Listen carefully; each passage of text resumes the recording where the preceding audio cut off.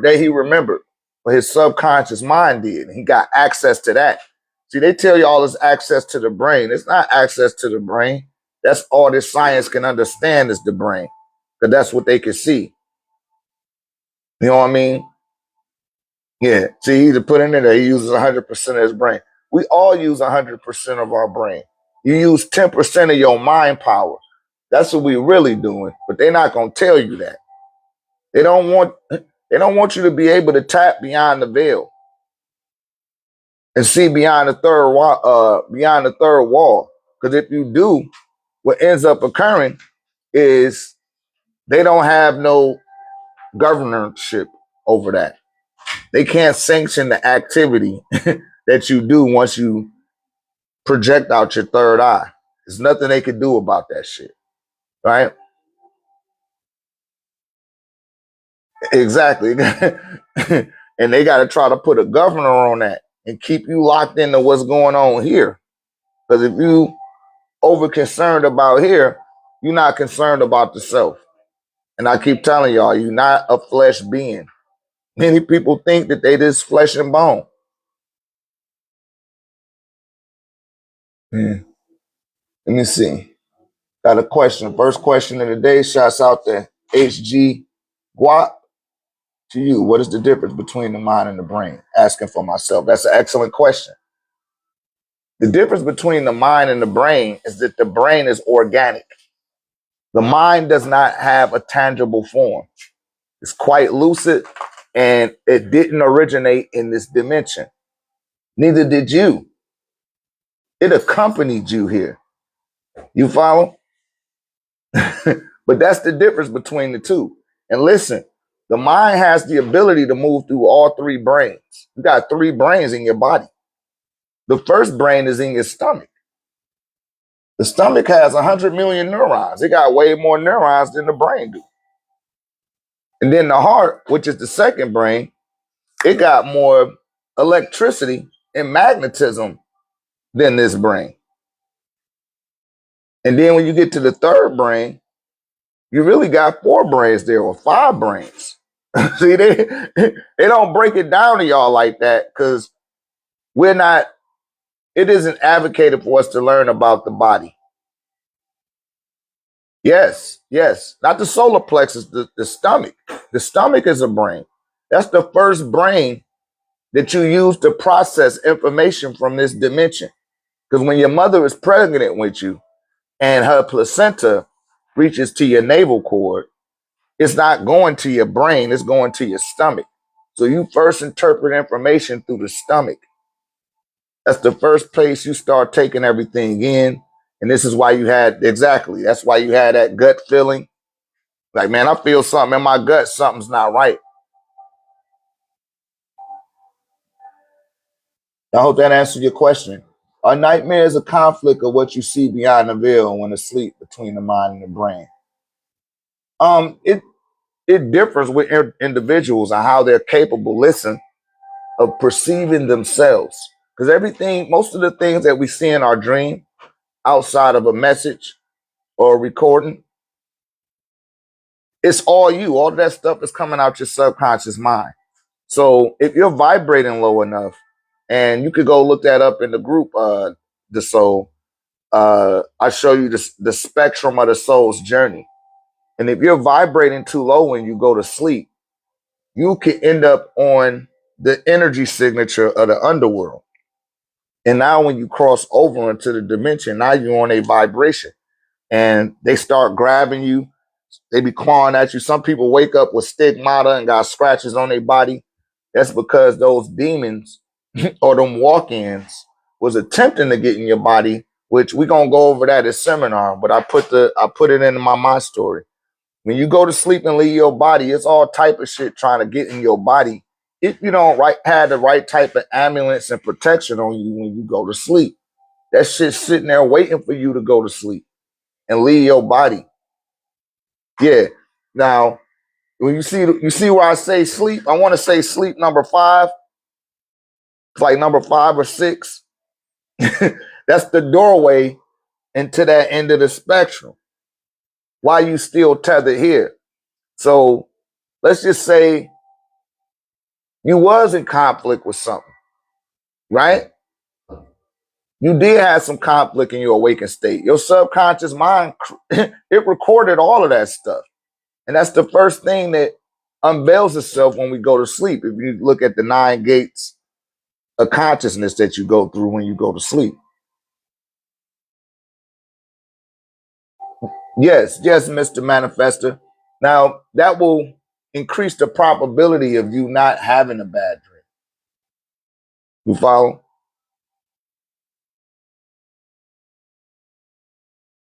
That will increase the probability. Now, if you sitting there watching fucking Sinister before you go to sleep, and you done had 2 or 3 beers or something to drink, and you around some low vibrational individuals, when you go to sleep, you increase the probability of engaging a nightmare. And then listen, when you awake, you have something called a nightmare when you go to sleep. And when you awake and you thinking negative, now you having what is referred to as a lightmare. So you conjuring up things in your consciousness that's not really happening, false expectations appearing to be real. This shit ain't even happening. You up there, you seeing it scenarios in your mind. Your subconscious mind don't know the difference. It's recording all that shit, right? So I started fighting and killing them in my sleep. Yeah, that's because you was doing them while you was awake.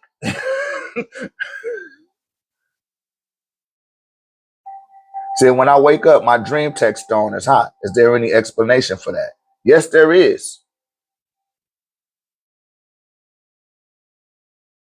Yes, there is. The reason why your tech be hot is because of all of the microwave damage. And you got a lot of neural activity going on in there. It's a lot of electrons moving in and out of that device in your brain. I told y'all that stuff be restoring all of the microwave damage that has been done to you over the course of time. Right? And I know it be fucking y'all up like, damn, how come they not telling people, man? They don't want your ass well. They want you fucked up. That thing will stick to your pillow. When it be sticking to the pillow, oh, and then pull so much shit up out of your man. But see, you can't see electrical pollution. You can't smell it. You can't taste it. Are you around a lot of DJ equipment? I see you call yourself DJ Lemon Lime. You must be around a lot of studio equipment.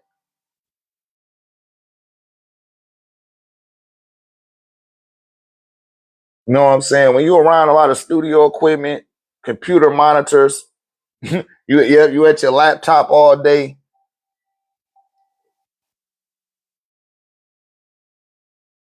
Said, is it possible for something to siphon your dreams? No. Now, I don't know what you mean by that. Are you saying like your goals, your ambitions? We talked about destiny swapping the other day, and putting it into its appropriate context.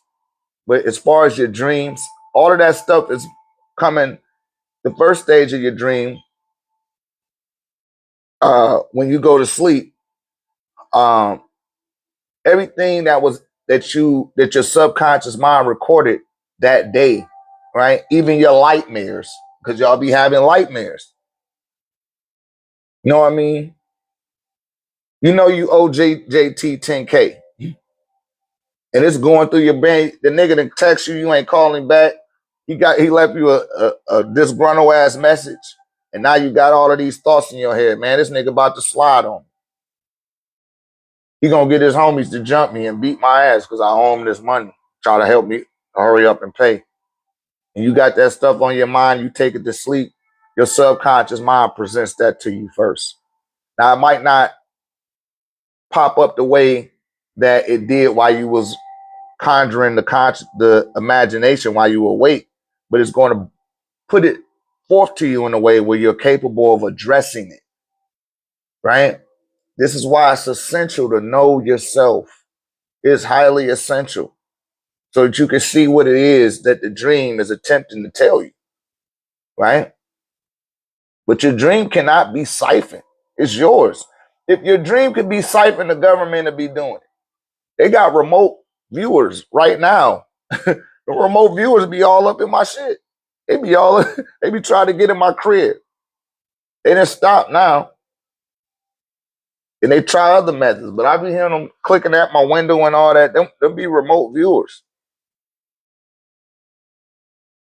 And we'll go into detail on I guess on the YouTube. Right? Take it to YouTube. Because I don't want to get flagged on TikTok.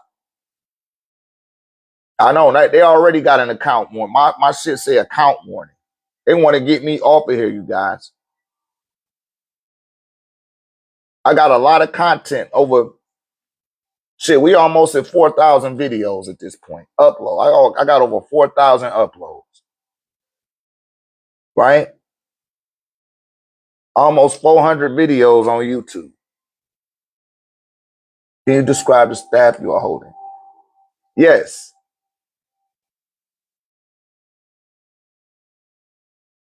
Say my dog is barking at my table. Yeah, or it could be somebody that's dearly departed. You got any heirlooms in your home? You got an heirloom in your home and your dog just barking, it might be someone that has passed on and your dog is seeing them and they acknowledging them, right? They see that shit. I told y'all dogs could see in this dimension and the next one. But for the being that asked for my staff, this is the Baruti staff. And this staff is engineered to clear the psychic debris from a being's aura, get the chakra spinning in the right direction, and to remove any blockages that are in the ley lines of the body, right? Said his aunt just passed. Yeah, she probably brought you into this live. And I tell a lot of people that too. Because I got a lot of people that's already tapped in. They know certain things, but y'all not dialing in with your dearly departed. And they see how dialed in I am with mine. They see how Keith is dialed in with his, right? They see other members of our community. And they wondering how come you not doing it. And they see that it's a probability of getting your attention that way. So they'll bring you here. I have a question. I've been seeing red and blue birds all month. Close, that mean anything? Yeah, there it is. Listen to that. Now, when you're seeing red birds, it's a high probability someone that you have loved that is a man that has passed over or that had love for you or that's fond of you. They have passed over and they're letting you know that they're watching, right?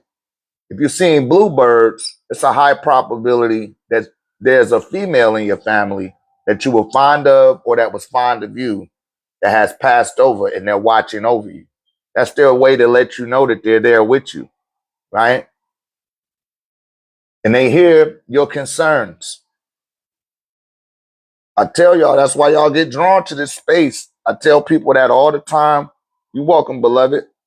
It's like, yo, I told y'all about the other day, somebody grandmama came to. I had that shit happen twice this month.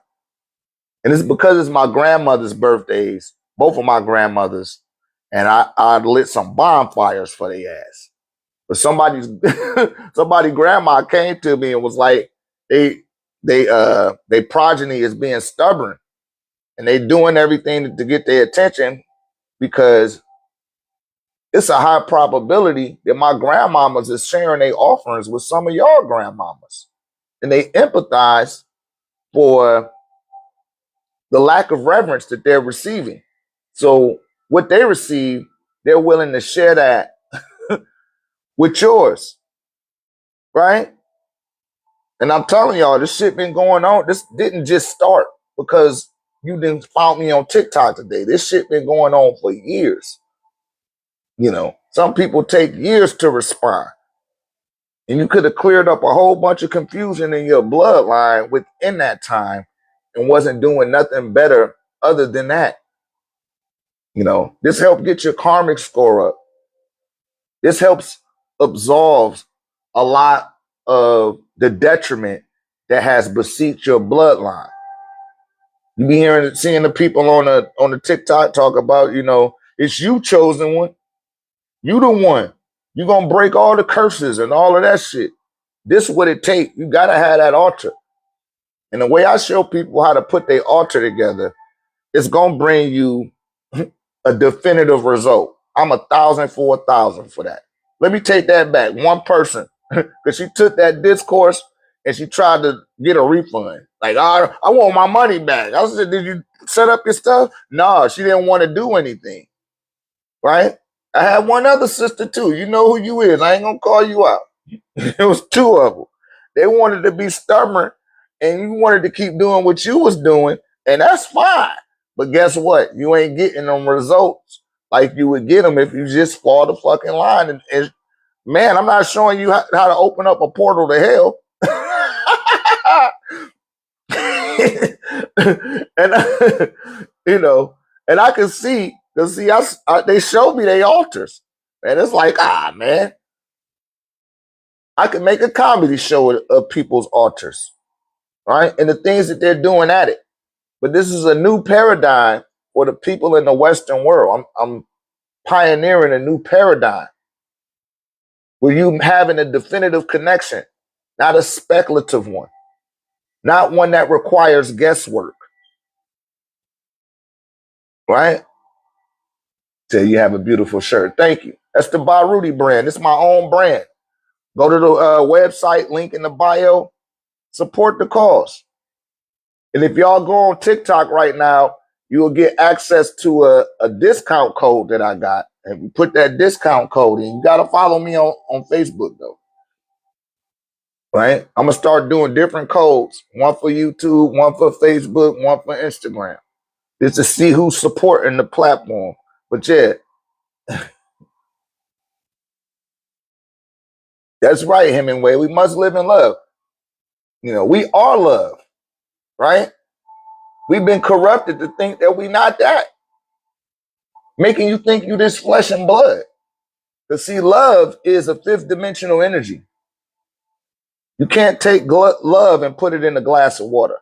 You can't take love and jar it up and put it on the shelf at the grocery store. Love will go right through the jar. You try to put it in the canister or house it in a dense metal containment unit. It's going to seep through that too. You hear me? And so do you. You transpose through shit like vision. Yeah, we don't use that word God. We don't use that word. That's an Amorite word. That's a Germanic word. Right? And that's part of the issue, is that word God. And the Israelites think their God is right. And the Muslims think it's their God. And the Christians think it's their God.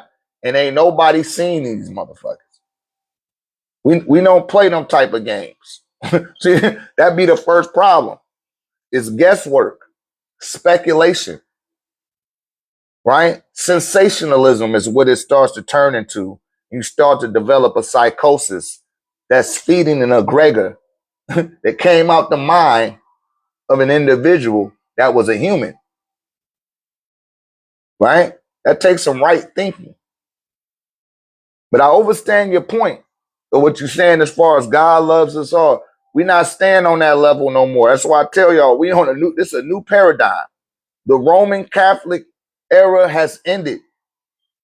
It has done nothing for the people that had transitioned to the afterlife. However, the blood on a ledger gives a receipt and an incalculable account of amount of beings they have sent to the afterlife. You hear me? They sent too many people to the afterlife and didn't do anything to facilitate their entryway. You hear me? And that cannot not be addressed. Said, I'll pray for you. I don't need you to pray for me. My people been prayed on long enough. They prayed on this land. They prayed on Egypt. They praying on Africa right now and taking all the resources up out of there. We're not going to play them games no more, Hemingway. That stuff got to get addressed. We got to address shit. We can't, and no more glossing. We not asleep no more. This generation not asleep. We awaken. And I'm an awakener. Just to put it in this appropriate context. Because I don't leave no room for none of that religious stuff. Those are religious contexts. And I don't use them. Right? I come down to your level and communicate there with it. But I put love over God. Because the word God didn't come into play until the 6th century AD. It's a man-made word. Shouts out to John Wycliffe. He always come to me. I can feel his spirit now. He only came up with that word because it was very lofty and vague about who the creator was. No one had a definitive meaning. You ask somebody what Yahweh means. It's going to be very lofty. It's going to be very vague and hazy. Same thing with the word El. It's very, it doesn't hold no weight. It doesn't tell me nothing. Same thing with Adonai, which means master. It's quite broad. So what John Wycliffe did is he abstracted some of the egregors that were being utilized by people of a Germanic descent, the East Germans, right? The Czech republics that were kind of Gothic. They dealt with witchcraft and sorcery, right? Wicca and Wiki. See, they got Wikipedia now. They got that from the Wicca. That's a society of wizards that came from Merlin the magician, who came out of Mount Haran with the Amorites. And they were educated by who they're referring to as Nimrod, Sargon I. That was his name in the CAD. And they don't tell you about a CAD. They tell you about Babylon. They tell you the words that they made up. They don't want to tell you the real words, even though they know the real words and they're going to make up another word. That in itself is the devil. A CAD. A CAD is where they call Middle East today. It's a conflict going on over there right now. That's why that conflict going on. Said we're leaving Salem, Virginia right now. It's a witchy area. Yeah, Salem. Look at that. Look at that up on the board. Let me see. See if I can show it to you. Shit, it's the wrong way. All right. You can see it right here on the board. Salam, which means peace. Or Salem. They named a lot of places here Salem because of the cities that Enlil and Enki controlled in the Middle East. So for all y'all saying, oh man, it's a place in Tennessee called Memphis. Yeah, and it's a place in Egypt called Memphis. Yeah, but that's the name that the Hyksos called it. So when they got over here, you know, shouts out to Charles Taz Russell, who is a Seventh-day Adventist, who started that. He was a Mason as well. And he didn't have a cross buried over his grave. He had a pyramid. Don't believe me? Go look that shit up. And they was trying to remake Memphis in Egypt. And they wanted to be you. They wanted to take your birthright. We are the children of God, for lack of a better word. Really, we are children of the Son. That's what God really refers to, is the Son. That's why you say amen at the end of your prayer. I done said that time and time and again, but I got to keep going over it. Refer to chapter 60 of my playlist. And I go through the Bible. I go through it through chapter 11 and 12 as well. I got a full library of uploads of these TikTok highlights where I done answered all these questions 20, 30 times. But a lot of you guys will just see me for the first time and think that I'm just up here cosplaying or some shit. I've been doing this on TikTok. Go look at my digital footprint and you will see like, damn, this nigga been going in. It's the whole time, all the way up to now. And some of y'all coming here with y'all lofty understandings, attempting to test me in the comment section. You need to take several seats. I keep telling you, you got somebody that done already passed over. that's in alignment with the messages that's coming across here, and they bringing your ass here. Because that's not something that we practice here in the Western world. It's connecting to the deceased. That's spiritual etiquette and decency to those beings on that in the spiritual universe. For you to take that approach towards the line that allowed you to incarnate into it. You got to give that some reverence, man. To show that you're not thinking like an animal. Because your flesh and bones, this is animal. And you're using anthropomorphism to validate what your ego can process. That's why you say the hand of God. God got a hand. That means he got an arm. That means he got an elbow and a bicep and a shoulder and a clavicle. And he definitely have glutes. He has a gluteus maximus as well. And he has the ability to sit down. You hear me? This is the way your subconscious mind processes that type of phrase. And I'd be doing you a disservice not to bring that to your attention, because I brought it to my own attention. And I too walked through the gates of Christism, Mosheism, Mohammedism. I done been there. Something wrong with me because I didn't get stuck there? That's like telling somebody that went to second grade, third grade, fourth grade, and made it all the way to 12th grade. No, you need to just go back to second grade. Why? Because that's what work is, second grade. You need to stay right there in second grade and don't leave. That's what y'all doing with y'all understanding of what you're referring to with God. I didn't do that with God. I moved God through all the religions, and then I brought it out into nature, and that led me to the Happy Now Valley. And then as I started to discover what was in the Happy Now Valley, I seen that shit had a nose like mine, it had lips like mine, it had skin tone like mine. You hear me? But then I see The Prince of Egypt by Disney, and they put up these pale faces on there, and I shouldn't feel no type of way about that. They make a movie called The Gods of Egypt, and you got fucking Russell Crowe and all these other pink men. Like, now, them wasn't the people that was there. And it's like, damn, that need to be addressed. But what do they say all the time? Oh, just gloss over it. Y'all got to stop glossing over shit. All right?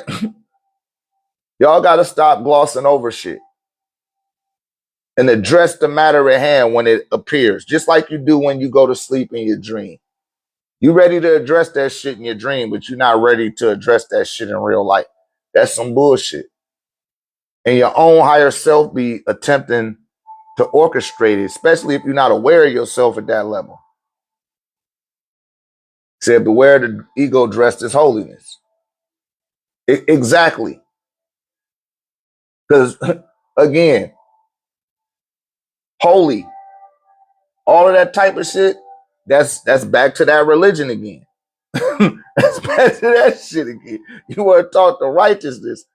Holy come from the word halo. It's talking about the sun again. The only good part about it was Chadwick Boseman. Exactly. And you seen who he was playing. He was playing Tahuti, right? The one they got their ideas from. Because see, when it come to any of that shit, your angels, your demons, your gods, your devils, your interpretations and your perception, you got to tell me who invented paper and who invented ink. Because I want to hear what they got to say. I don't care what nobody else got to say on paper, in a book, till I hear what the people that invented that shit had to say about it first. And what's one of the main sayings of today? If it ain't broke, don't fix it. It was never broke. It was never broke. Why did you try to fix it? Why you try to put your P. Diddy remix on my reality, on my legacy, on my birthright? I'm a child of God. Jesus himself tell you that in Revelations 3:14. Hell, he was educated in Egypt according to you. Go read Matthew's chapter 2, the whole fucking chapter, and tell me that nigga wasn't educated in Egypt. With their, and see, that's their word. That's they didn't call it its real name. They called it Egypt. Because that's what we called them when we seen them. We called them Egyptos. That means a burnt-faced gypsy. Gypsies are not indigenous to nowhere. They find a little land and squat on it and populate the little area, and their great-grandchildren start saying that that's their fucking land. And that's the same thing they did over here. It took them a long time to follow us over here, but they followed us over here and did the same thing here that they did in Egypt. Now you got fourth generation, fifth generational immigrants saying that they're proud to be an American. And you need to stand up for the flag and all of that bullshit. When your great grandmothers are not from here, you are not indigenous to here. You're a visitor that didn't receive a RSVP. That need to be addressed. It's about to be 11/11. We're going to call out the 99 Neteru, right? Observe a moment of silence if you can. Abdul Kul Tafalat. Wabazun Bibamu El Kulun. Who partner to that? Minu Nut Sheu Kawun. Ilabihu. Atumre. Nu Nunet. He het. Kek he kek. Amun amunet. Atum Shu Tepnut. Geb Nut or Set or Saru. Neptet. Satuk Haru Happy Anquit Anti Nefertun. Mantu Bepti Sekmet Het or Bes Patah. Bas Amhotep. Who me hurt. Kepli. Meskahenit. Riot Kentamintu. Hika Neve Mayat Renintat Shah. Sishat Mafdat Sobek Anubu. Kanum Katsu Tanin. Sia Hikat Amsu Sarapi. Atunre Tahuti. Taret. Selket Ha. Nehebka Sokar Bait. Akir. Anihirit. Wabwawit. Siket Hetep. Morezgir. Sia Gadet Astinu Bahutit. Kanemtet Menket Hem Madudi Kabasinu. Duamutef. Merit Ura Edunakabit. Siket Anukat Jet. Tim Ua Uis Anku Ahnuit Satisecti. Imta'a. Nine. Imuet Imseti. Kimamu. Reshev Mary. Amon Ray. For the sake of all. Kawu.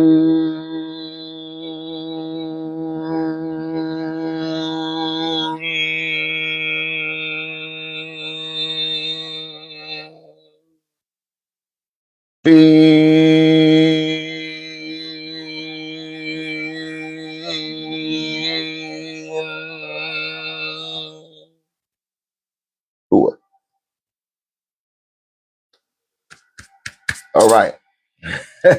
Gotta acknowledge them Neteru, baby.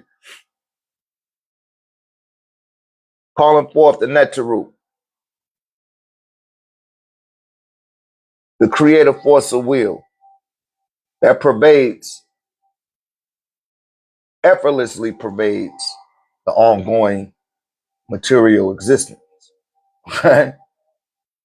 That's where they get the word nature from and nurture from. And they'll look at me and say, look at this nut. When Nut was the mother of Amun Ra or Amun Ray. She represents the sky. She birthed all this shit. You hear me? They don't want you to make those type of connections. They'll besmirch your cultural identity and then attempt to take it over.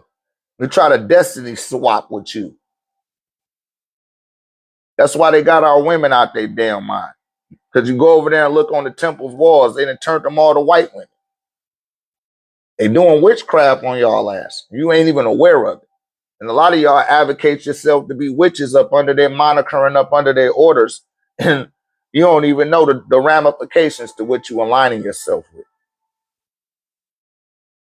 You don't even know the ramifications of that shit. You'll find out when it's time to turn in them skin and bones. And what I keep telling y'all, don't say that you haven't been told. Don't say you haven't been told. Any other questions?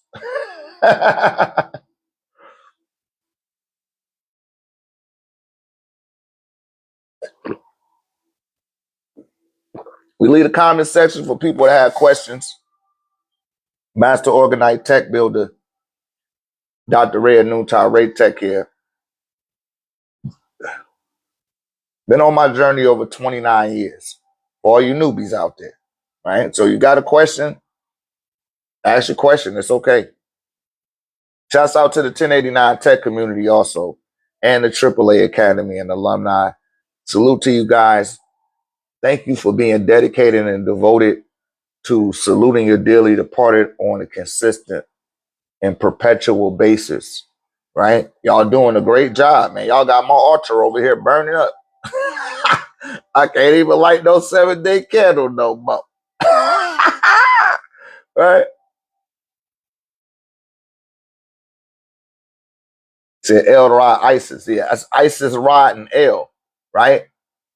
That's the Israelites trying to take your birthright. That's Offset, Ray, and El, right? Israel. What was the hardest part of your journey so far in reprogramming yourself? I don't want to even say that my journey was hard, because it's attempting to function in the world where you then became awake and everybody else has not awakened. That's the difficult part. To have to adhere to coexisting and cohabitating with others while you going through your evolutions. Because people don't evolve, people don't metamorphosize. You know, I could go back home right now where I'm from, and people gonna bring up the same conversation. They're gonna talk about the same exact shit, right? They probably got some new jokes or whatever, but it's the same shit. And they're deducing the probability of you even going back to the past. Because what most people don't realize, you be like, hey, you remember what happened last Wednesday? And most of that last Wednesday got you in your cell phone. You hear me? So now it's at a whole nother level. But in my beginnings, I had to recalibrate how I lived my life and how I interacted with reality. It's just really at the beginning, and learning how to adjust to living amongst people that are not functioning on that frequency. And 9 times out of 10, it's going to be just about any and everybody that's around you and everyone that you encounter, right? And when I realized that, I started to realize that I was making an impact on anyone that I came across. I knew that. I knew that I was mystifying people with the information that I learned at the feet of the Supreme Grandmaster. He said it himself. Like, man, y'all be astonishing people when y'all going out there. You hitting them with so much information that they never even heard before and they never been aligned with, that you blow their fucking mind. So I became a steward of the truth, right? I became a custodian of righteousness and started to teach, because we were groomed to teach, right? I was a student for over 13 years before I said, okay, let me start teaching now. Because I was able to apply it to my life, and I was also capable of living enough life in order to teach and give advice as well, right? You got to live some life first. You shouldn't be out here giving people advice if you haven't been through any adversities. If you never had a lease in your name for at least 5 years, you shouldn't be out here. Go get some experience in life. Yeah, I know you channeling some shit and your mama telling you to get your dusty ass off the couch. You want to just get on TikTok and tell everybody what you done learned. Nah, man, get some life experience under your belt. Raise a family first and then start teaching, right? But that's what I learned from my elders. within the fraternity. They told me, like, yo, man, you got the knowledge. Now go live your life and apply what you learned into your life. And all through the background of what I was doing, I knew I needed to be teaching. Because people is lost out here. They really are. But like I said, somebody always sent to us. And all we do is reject them. Marcus Garvey came back in the day. All the black people said, nah, I love my hog mog, I love my Jesus, and I love my Christmas. Noble Drew Ali came and tried to show people something and said, nah, nigga, we love our hog mog, we love our bacon, we love our Jesus, and we love our Christmas. Elijah Muhammad came. Nah, nigga, we love our hog mog, we love our bacon, we love our Jesus, and we love our Christmas. That's what's been going on. You know what I'm saying? Then Dr. Melchizedek Duck York L, the Supreme Grand Master Teacher, Al Mufti Divine, 720 degrees. Physical knowledge and spiritual knowledge popped up on the set. Put a whole Egyptian themed park up there for you niggas. Nah, I'd rather eat me some ham. I want to eat some bacon. I love my Jesus and I love my Christmas.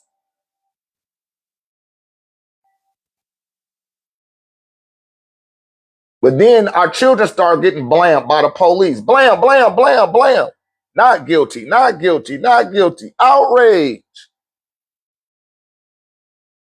No. Y'all been giving them all their energy. They require a sacrifice. And all you can think to do is to march and riot and protest. Please. You shouldn't be protesting. You shouldn't be rioting. And you damn sure shouldn't, you shouldn't be marching. That was in the 60s. That's like being in the second grade. But segueing back on what I said earlier in monologue. It's like you being in the second grade and you okay to just stand there. You know. But Elijah Muhammad wasn't playing that shit during that time. That's why you're not going to see no film where they putting hoses on the Nation of Islam and releasing dogs on the women within the Nation of Islam. That wasn't happening, G. It was happening to all of you niggas that said, I love my ham, I love my bacon, I love my Jesus, and I love my Christmas. You was getting hit with a dog. You was getting hit with a fire hose in the 50s and the 60s. Not you per se, but your grandmamas and your granddaddies was. I tell you this much, if they was doing that shit today, you wouldn't stand for it. You feel me? But a lot of our people didn't have the gonads then. They loved their ham. That kept them submissive. The bacon kept you docile because you got tapeworms all in your brain, so you already ain't even thinking right. Then you take on somebody else's traditions that are not genetically connected to you.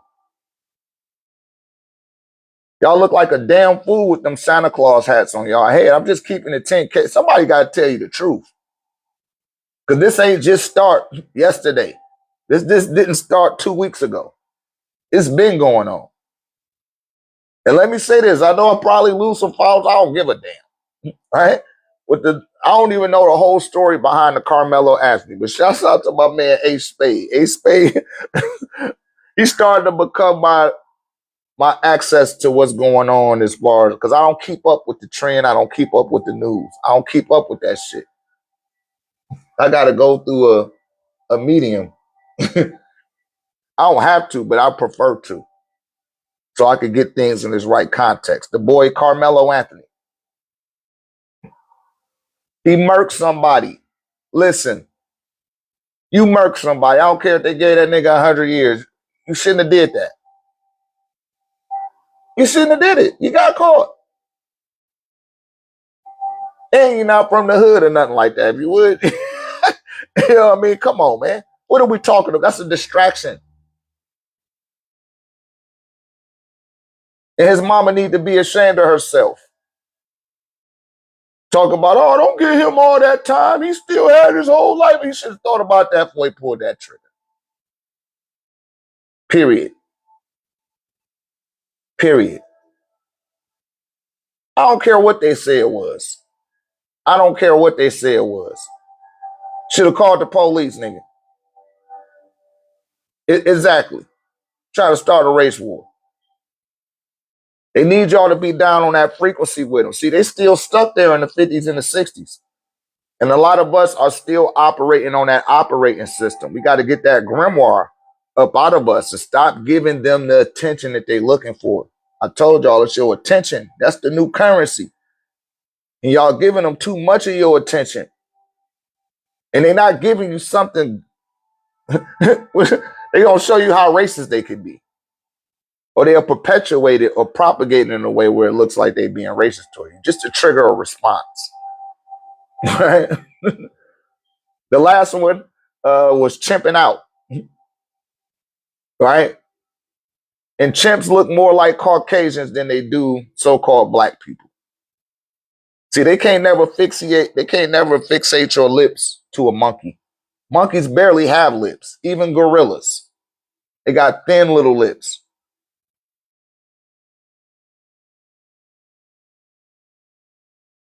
No, it ain't the former basketball player. But see how his name just so happened to be the former basketball player?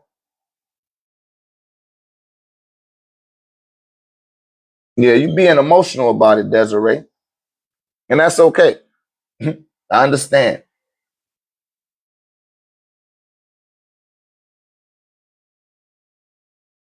Yeah.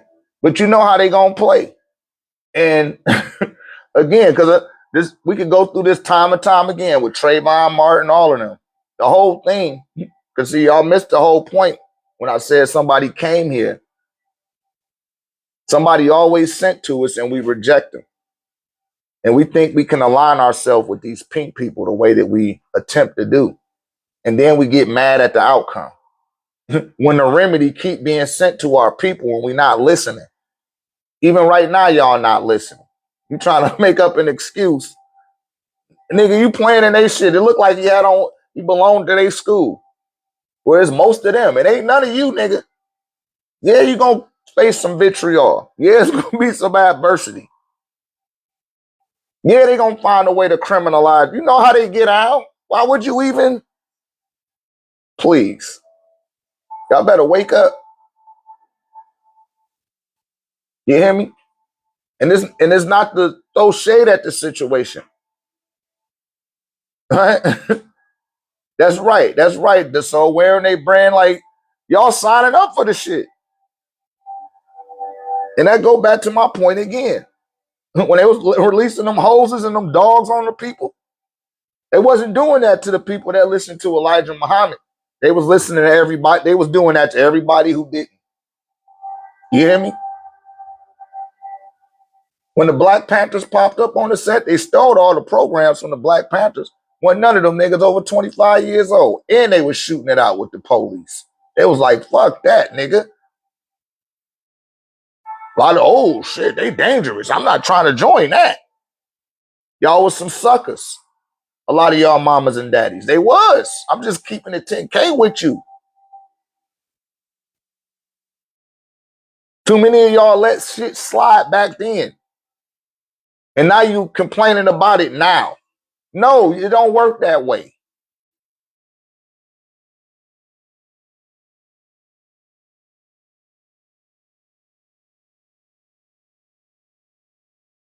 Yeah, I hear all of that. I hear all of that. You still missing my point. Y'all still missing the point. Shouldn't even have. If they was in alignment with their ancestors, they wouldn't even be in that type of situation. I had to go through none of that. But they wasn't in alignment. They love their ham hock. They love their bacon. They love their Jesus, and they love their Christmas.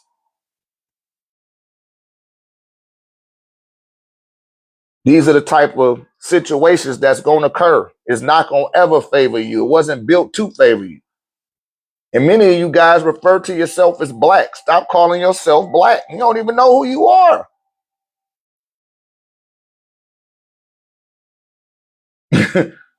I see what I'm saying going over your head, and that's quite fine. You missing the whole point. But guess what? So did your mama and daddy. They missed the point too. And they mamas and daddies missed the point. Right? They all missed the point. But all them brothers and sisters in the 50s and the 60s that was in the Nation of Islam, they wasn't being hosed down. They wasn't getting dogs put on them. Go look at them old tapes. That's everybody that, oh, I just gotta have my ham. I gotta have a ham. I gotta stop eating pork. Oh, what you mean is I gotta give something my Jesus? Oh, I gotta give something my Christmas and my Easter. Mm-mm. Oz loves being called a colored person. Yeah, you go ahead and love that shit. But you gotta take the bitter with the sweet. But go look at them videos from the 50s and 60s. But that's when Elijah Muhammad was coming in strong. And you show me one video where you seen the fucking fire department putting fire hoses on the Nation of Islam. Show me one where they fire hose or burnt down a mosque. Again, you missing the point. You still missing the point, Desiree. They say Desiree. Yeah. You missing the point that they missed that message. Your people missed that message. And they didn't align themselves with what was in alignment with them. You wanted to be aligned with the pink man, with the baloney man. That's the caveat to being aligned with that motherfucker at that capacity.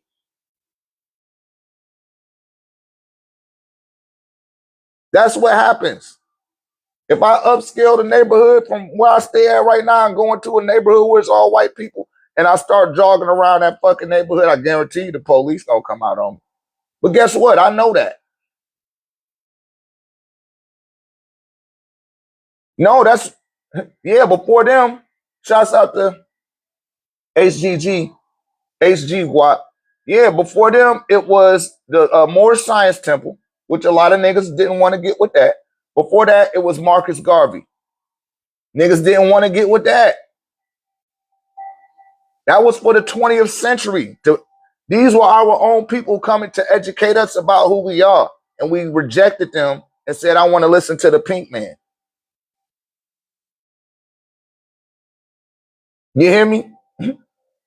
But those were the organizations. After the Nation of Islam, the Black Panthers came on the scene. But really, the Black Panthers should align themselves with the Nation of Islam. They didn't do that. They was being way too headstrong and try, hey, we could just do this shit ourselves. Yeah, to a degree, but you got to merge, my nigga. And they didn't want to do that. And look what ended up happening to them. They got clipped up. But somebody always come to our people and try to get us to align with our own thing. But you too used to the amenities that the devil or the Dajjal offers to you. And you don't want to give them up. And you attempt to make the children an excuse. Oh, but what about the children? Man, they after your children. That's who they after. You seen the Epstein files? They love little boys. And little girls, allegedly.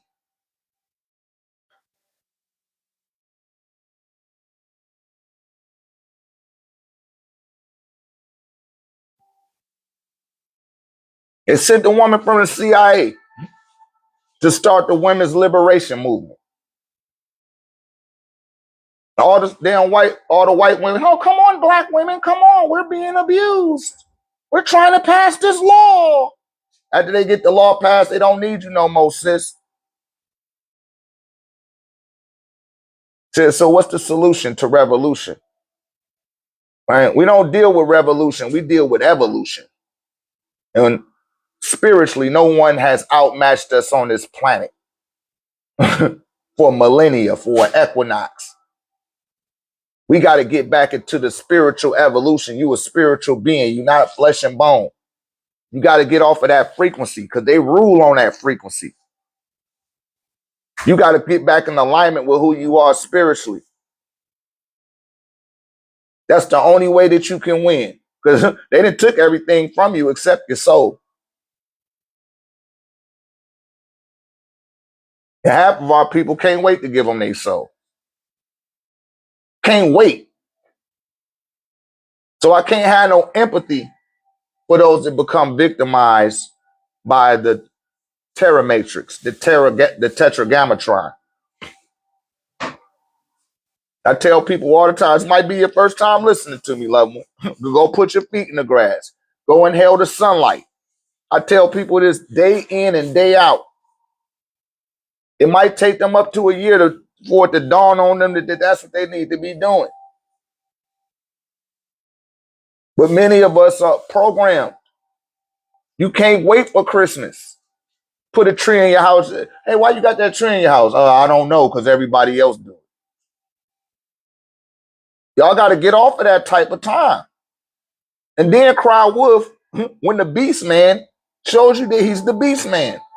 You know that's the beast. I expect that. Yeah, I'm sure that that brother had his reasons and all that shit, but guess what? I expect that. The way that that shit played out, I expect that. And I ain't even had to watch the whole situation. The net of it all is that you didn't take into account is that you was in alignment with these motherfuckers. You wanted to be around that shit. Did nobody tell you? You could have went and lived in a whole nother hood. Your child did not have to belong to that type of school. You knew what came with that shit. And I'm sure it was plenty of other fucking grievances given by that family towards that school. Right? And something will come up out of it through the litigations. I'm sure that they will come up with some type of civil reprimanded. But guess what? That motherfucker wanted to be there. What about the people from Tesla that's in the Congo right now? Got those little children mining cobalt, killing off people in villages that don't want no pipeline. They ain't even asking them. They just slaughtering them like Avatar. They showing y'all Avatar in real time in the Congo, and then they're not showing it to you because it'll be outrage. That's happening in real time. They have no RSVP to be there. There's no reason for pink people to be in Africa, period. There's no reason except for greed. That's the only reason you there. You can't tell me one thing within their track record that shows that they are benevolent beings. They're not benevolent. They don't do nothing good. They don't do nothing righteous. But y'all keep aligning yourself with these motherfuckers and expecting positive results. It don't work that way, man. It don't. And I can hear a lot of y'all. I can hear the back in the center of your heart. Oh, that ain't gonna happen to me until it do. And when that shit do happen to you, oh man, you want the whole world to stop and pay attention to what you got going on, just like them people got going on right now. Your remedy is your own dearly departed. That's your first line of defense. Ain't that something I'm always advocating as well, you guys? And it's not for you people this first here. I'm going through this for you people that are, it's your first time hearing me. You had to venerate your ancestors. You had to start pouring some libations. Start calling on the spirit forces that work with you, that look like you, that you've experienced. Not something that you read about in the book. Not something that somebody else told you about. I'm telling you about somebody that you knew. Because nobody kissed you like your grandmama. Your grandma, man, I'm telling you, my grandma, I feel it right now. I feel it every day. All right? Nobody could kiss me like my grandma. Not even my woman. And my grandma never kissed me in the mouth. Ever. Right? Big, powerful ass kiss. Never bought me nothing in my life. Didn't have to. She didn't try to appease to me. But when she kissed me, and I call on Mama Floyd right now, hey, Mama Floyd, I need your assistance. She coming. You hear me? Same thing for my mama and my granddaddy. My granddaddy, y'all see, I call on them, they coming. He said, that's funny you just said that. Another bluebird just landed behind me. Yo, that's confirmation, man.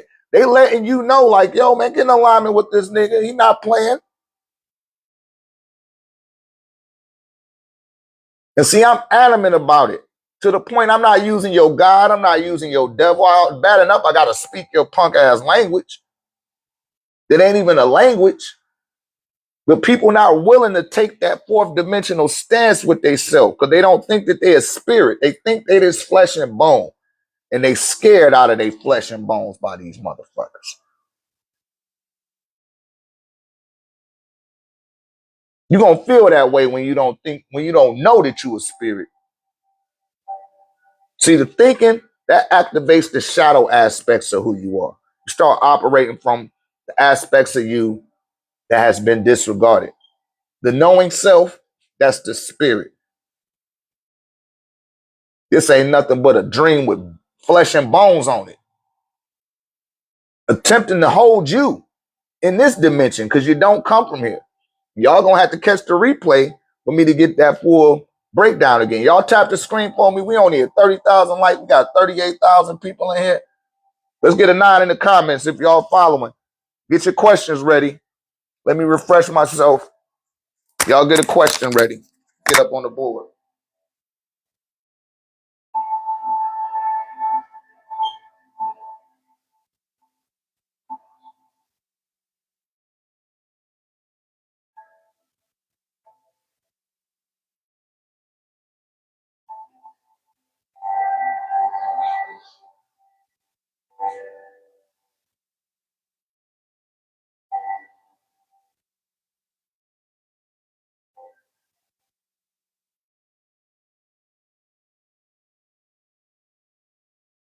You see,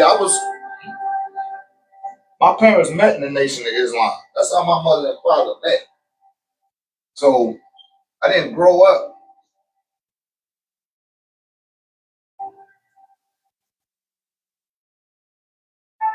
I grew up with a picture of Nefertiti in my home. Shit, I ain't seen my mama legs and her arms until I was about 11 years old.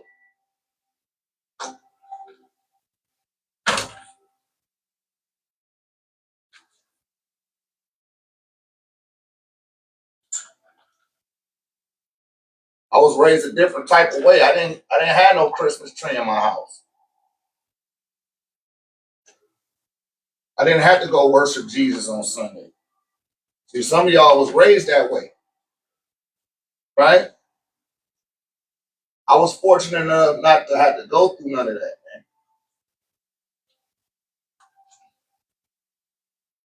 Shit, trying to get this set. Let's do it.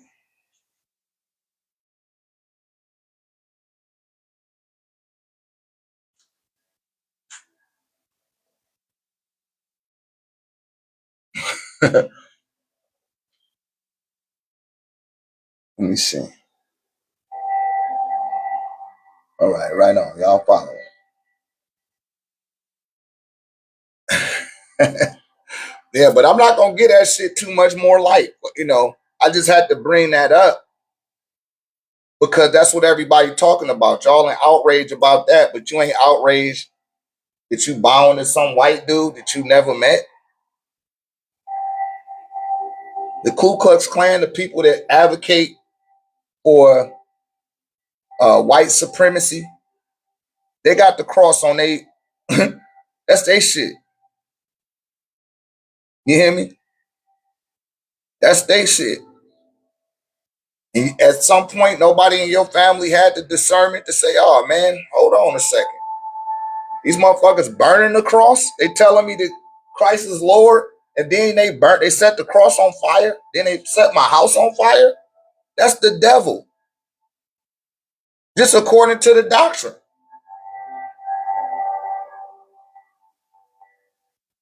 What do the Pope got to say about that, about them burning the cross? The Pope call them heathens because they don't belong to the Catholic Church. See, most of them Bible thump, they're not Catholic.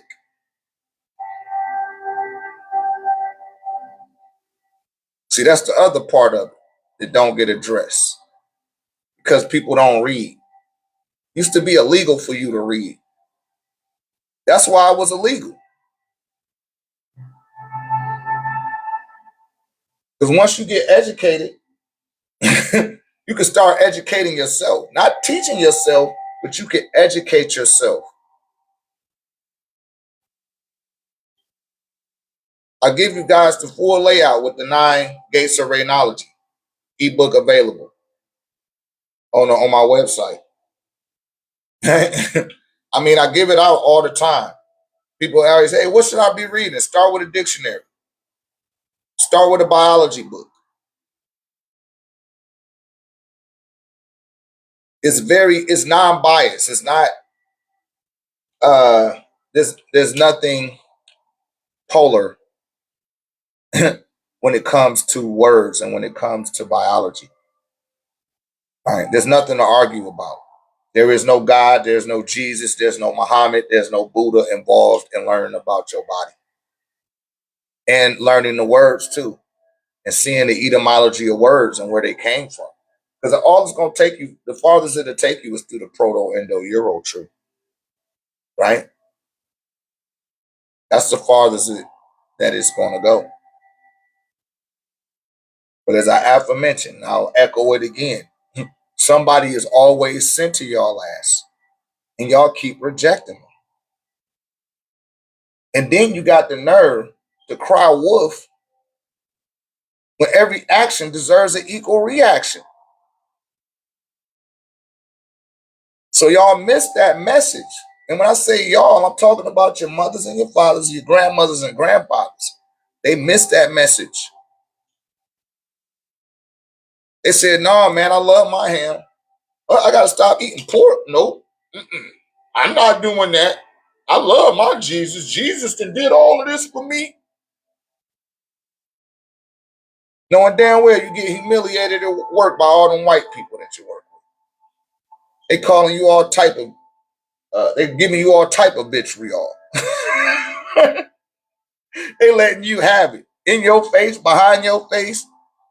Not showing you no favor, not giving you no raise. But God is good. Yeah, I bet he is.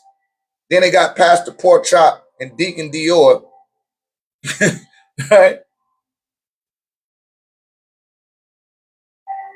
They got them up there advocating for you to do that, encouraging you. And they as Masons and know the fucking truth. But they ain't gonna get up there on that pew and tell you that. They gonna keep your ass trapped. So somebody like me will consistently get suppressed through the algorithm across all social medias. I'm suppressed. They don't like, man, shit, we can't let nobody see this nigga. Can't let them hear like this.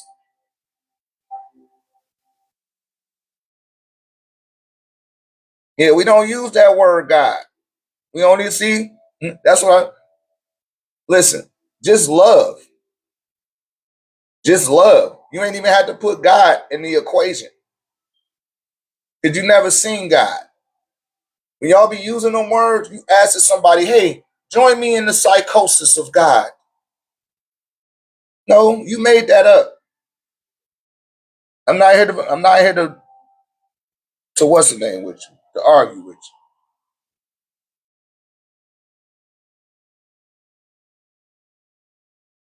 What was God before the 6th century? It wasn't no word called God. God was invented by a man, the word, a German man, East German, from the Czech Republic, to be more definitive. His name was John Wycliffe. He was burnt at the stake by the Christian monks under Dionysius Exiguus in 6 AD. Somebody told me they took it, they they uh they unburied his ass and burnt him again. But then they took his words and his concepts and inserted them into the Bible. That's how they do. They collect all your shit, burning any remembrance of you, and then integrate with you your footnotes and put it into their holy book. So I don't like to use that word God. It's too much. It said Father is love. I hear where you're trying to go, my man. But I don't need no wisdom from you. You a little you could say you got any questions? This is Q&A with Dr.RÉ. Let me tell you all that again. This is Q&A with Dr.RÉ. You want me to come down to your level of understanding and just ask the question? I told y'all we're in a new paradigm. We're not in that shit no more. We're not dealing with belief. We're not dealing with faith. We're not dealing with the template of religion and its indoctrinations. That's not helping us evolve spiritually. That's keeping us dormant and stuck. See, are there other planets alive as well? Everything is alive. Everything that vibrates and exists is alive. Even this crystal is alive, right? Every planet is alive. It exists. It has a sentient consciousness, right? It outscales you on the existence scale, right? If the planet attempted to speak to you, it would blow every atom off of your body. You couldn't take the bandwidth of such a sound wave, right? He said the creator is love. Which came first, love or the creator? It's a whole bunch of creators. You're going to have to be a little bit more definitive than that,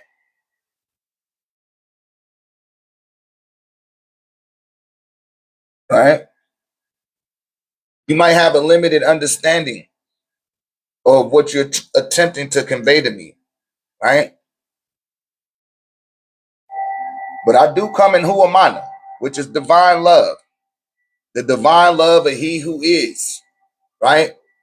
The axis, the axis of Malakut. You can't even receive divine love from this form. And we've already touched on love, loved one. Yo, brat, I'm talking to you, star boy. Right?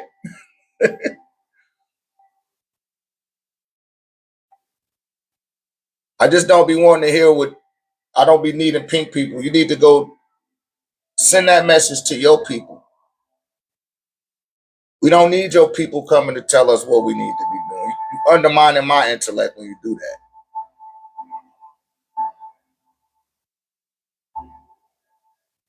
No, I haven't heard of John Shahid.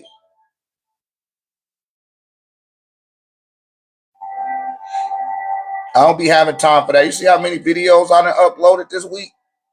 I be editing videos, writing on about 6 or 7 books, building pyramids, taking consultations, designing ancestor money, printing ancestor money. I be having a lot going on.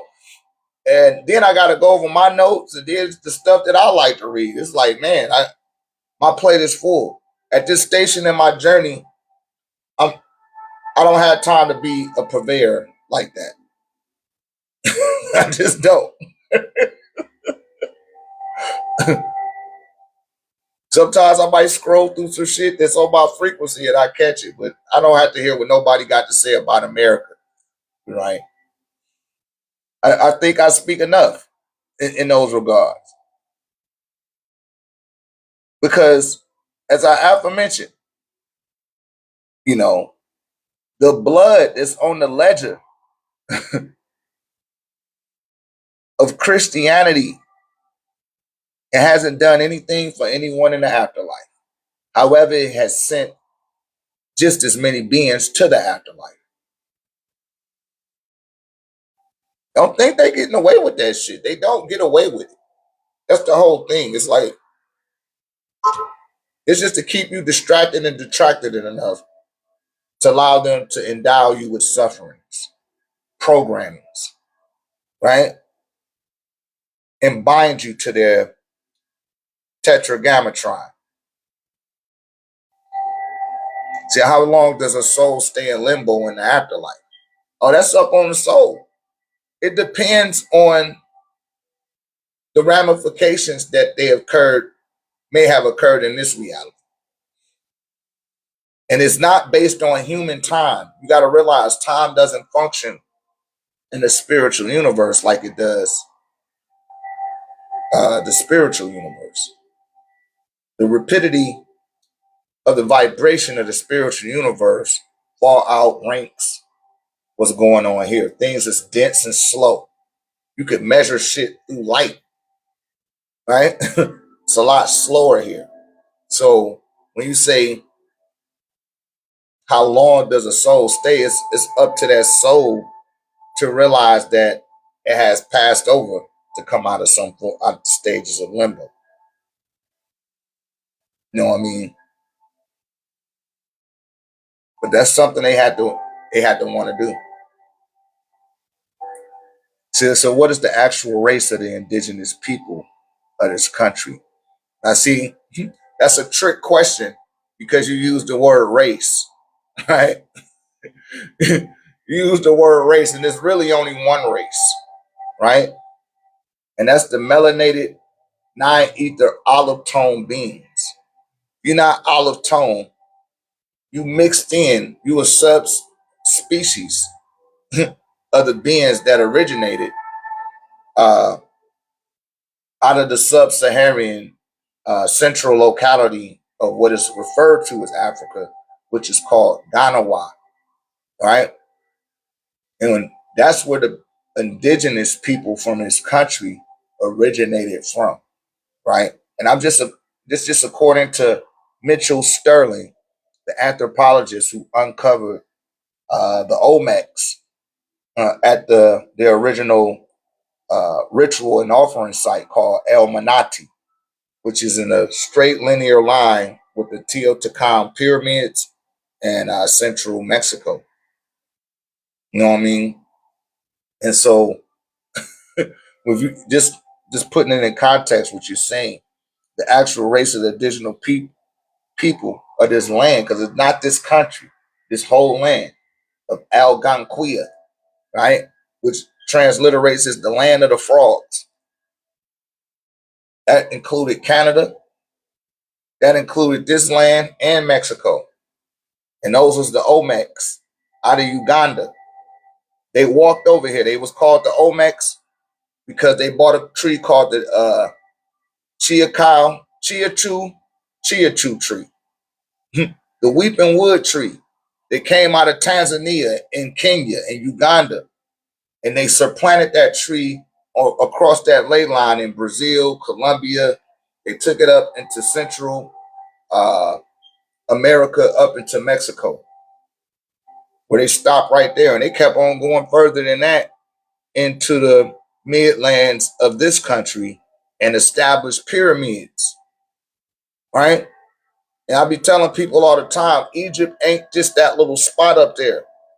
Everywhere north or south of the libraries of what they refer to as Alexandria, all the way down to the tips of Mozambique. All of that is the land of Amun-Ra. That goes for Sudan, Somali, Ethiopia, Nubia, Kenya, Uganda, Tanzania, Mozambique. All of that stuff is included. The oldest pyramids in the world started in Monroe. That's in Sudan. That's not even in what they're referring to as Egypt. Because that's where all the people really lived at.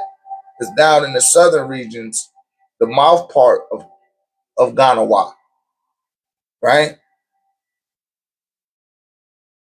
Those were the first pieces of land that was brought out of the water billions of years ago.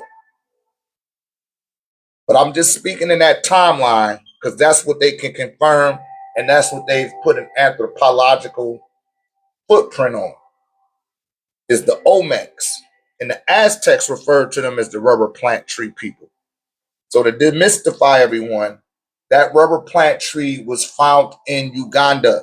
That's where it originated from. All rubber plant trees originated from there. They walked across that ley line before Anu started to cut pieces in the land off, because other extraterrestrials was coming to this planet and mixing in with the beings on this planet that he seeded here. No one should be over 4.5 feet. This end of the asteroid showers that last took place on your planet 2.7 million years ago, right? This is just a little speck of dust.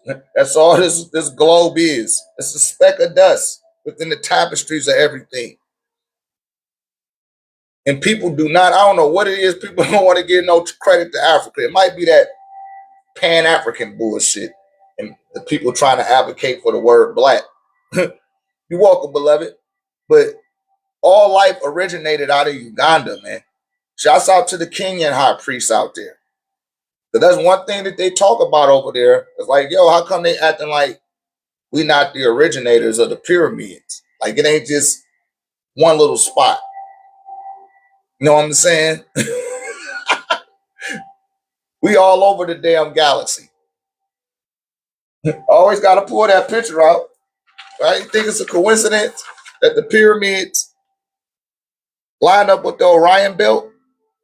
That's no coincidence. That means in that scepter system, right?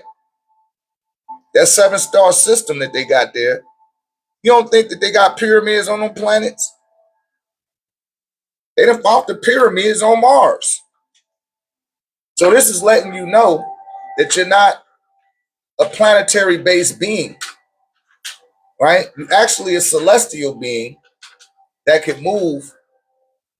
You could travel the material universe through the spiritual universe.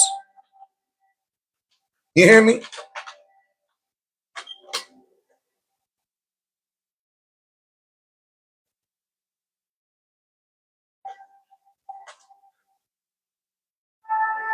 I hope that, thank you. I said I answered your question.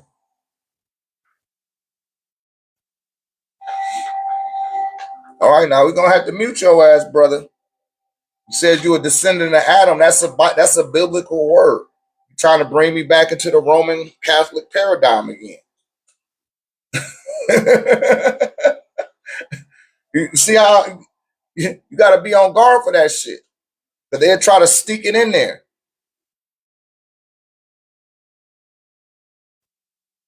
I'm a child of Ray.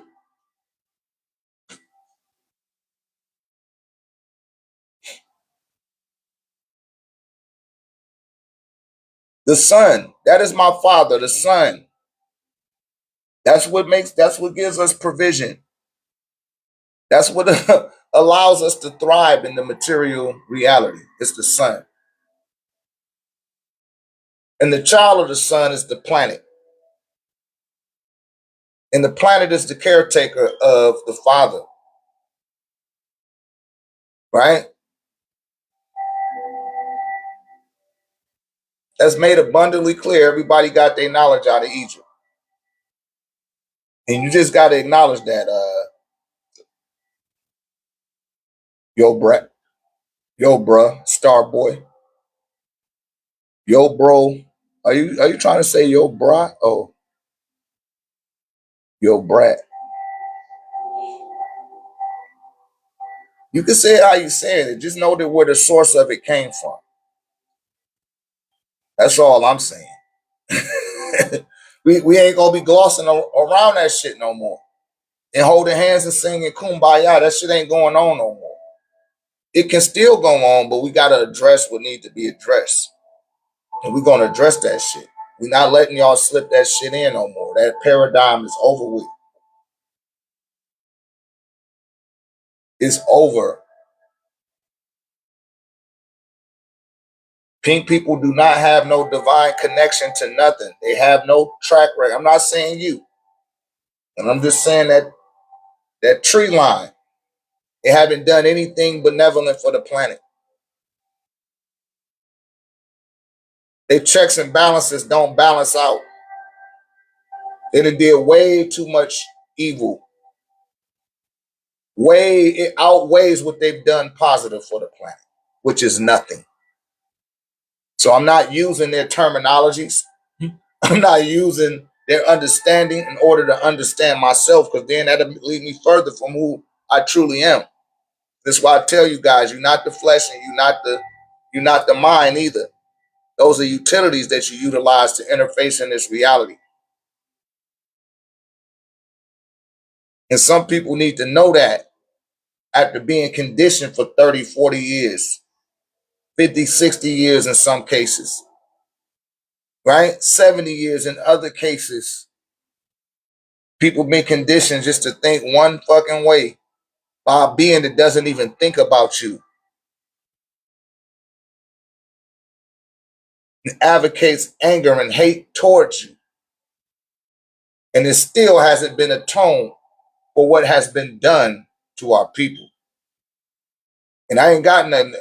I love the shit out of you pink people. I do.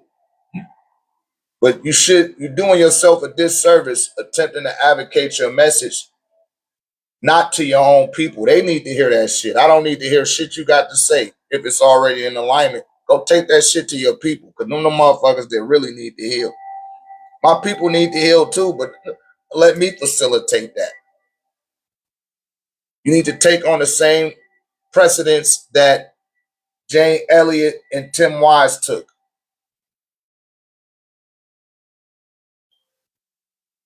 And they get on their own people ass. I can't remember that one little pink little blonde hair girl. I really like that girl. She be going the fuck in. Create a digital footprint of you doing that first. And there ain't nothing against you, but your people then left a bad fucking reference point. It make y'all look untrustworthy, even when you are trustworthy. I gotta bet you out. You hear me? I mean, let's just keep it 10K, man. Get out there at the sun, that shit start fricasseeding your ass. And the sun is our father. If Big Daddy's Big Daddy burning the shit out your ass, hey man, that's say a lot without saying nothing. You hear me?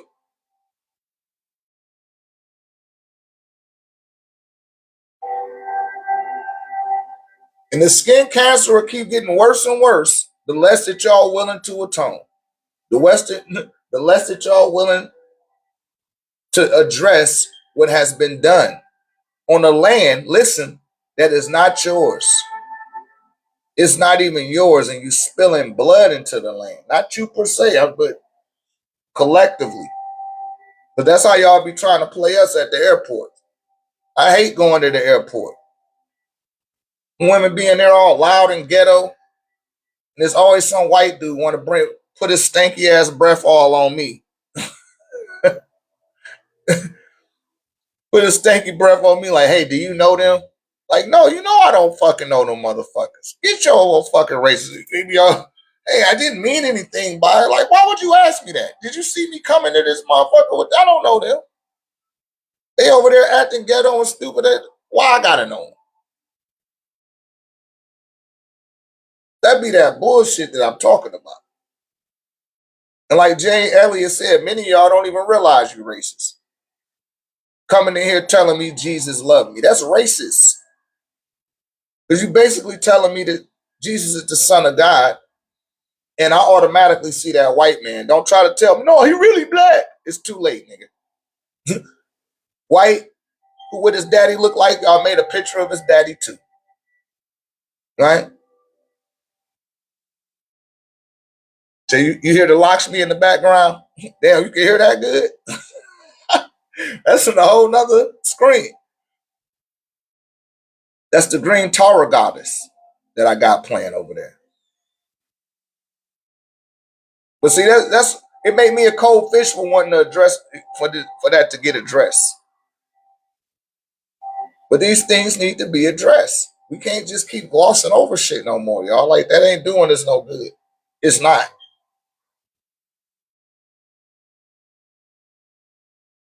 But see, you start meditating, you start aligning yourself with your dearly departed, you start putting an altar into your life that take away money from that restaurant that you go to at the church. Now Pastor Pork Chop can't go to the strip club on Fridays and hide in the VIP. Now that store that cleaners y'all used to use to go clean your suits and clean your church dresses and stuff, now they stop getting money.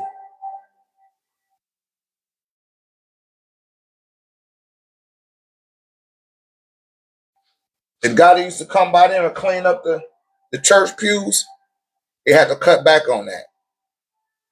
The person, the lawn care man to take care of the lawn, they had to cut back on that because people stopped tapping into their Masonic spellbinding mechanism and started tapping into themselves. And now a whole industry that was dependent on you being blind, dumb, and stupid, now it can't function no more. It thrives on your ignorance. It's a whole metroplex industry of shit that's benefiting off your ignorance. So I come across as a threat by enlightening and expanding people's awareness of things that they didn't know what's going on. They don't like that, man. Like, man, this nigga is hurting our bottom line. So much so they're starting to incorporate the things that I'm saying into their message. And it's a ramification for that too, Pastor Prada. Because you're not citing your source. You're not citing your source. And you up there using, you're using my verbiage. You're using my vernacular to talk to your congregation and attempting to gatekeeping them from reaching this type of knowledge. You a sucker. You a 32-degree Mason. And you're doing your job like a good boy, keeping the people asleep, keeping them dormant and dumb. You got a nice piece of jewelry you looking to buy this week. Amen. Hallelujah. Thank you, Jesus. You're spending 5 racks a month on ties.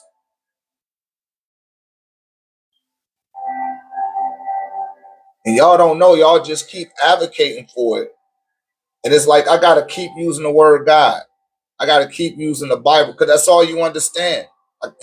You have a limited understanding. So I had to convey from there and then break through the grimoire of that and put it up on the board, put it up in flow charts for people.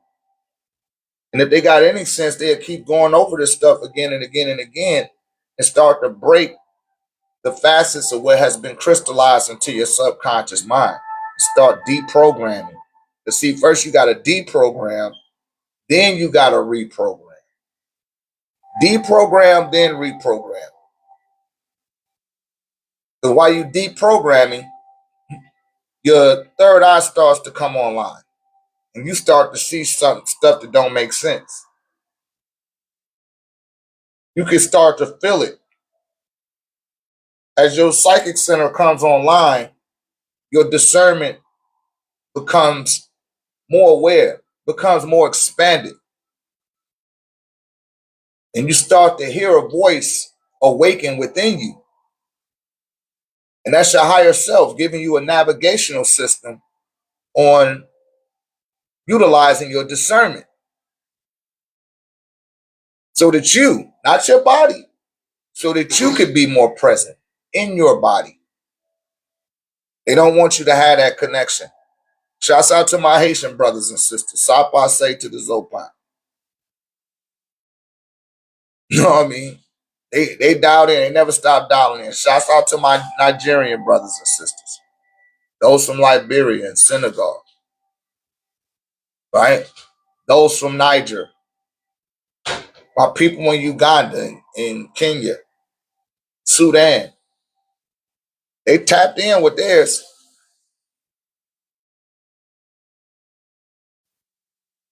We just not tapped in with ours. That's what's missing. And the rest of the world is waiting for us to wake up collectively.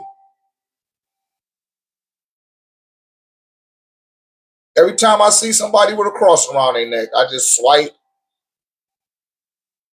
because you're advocating death and you're not advocating life. You're advocating for death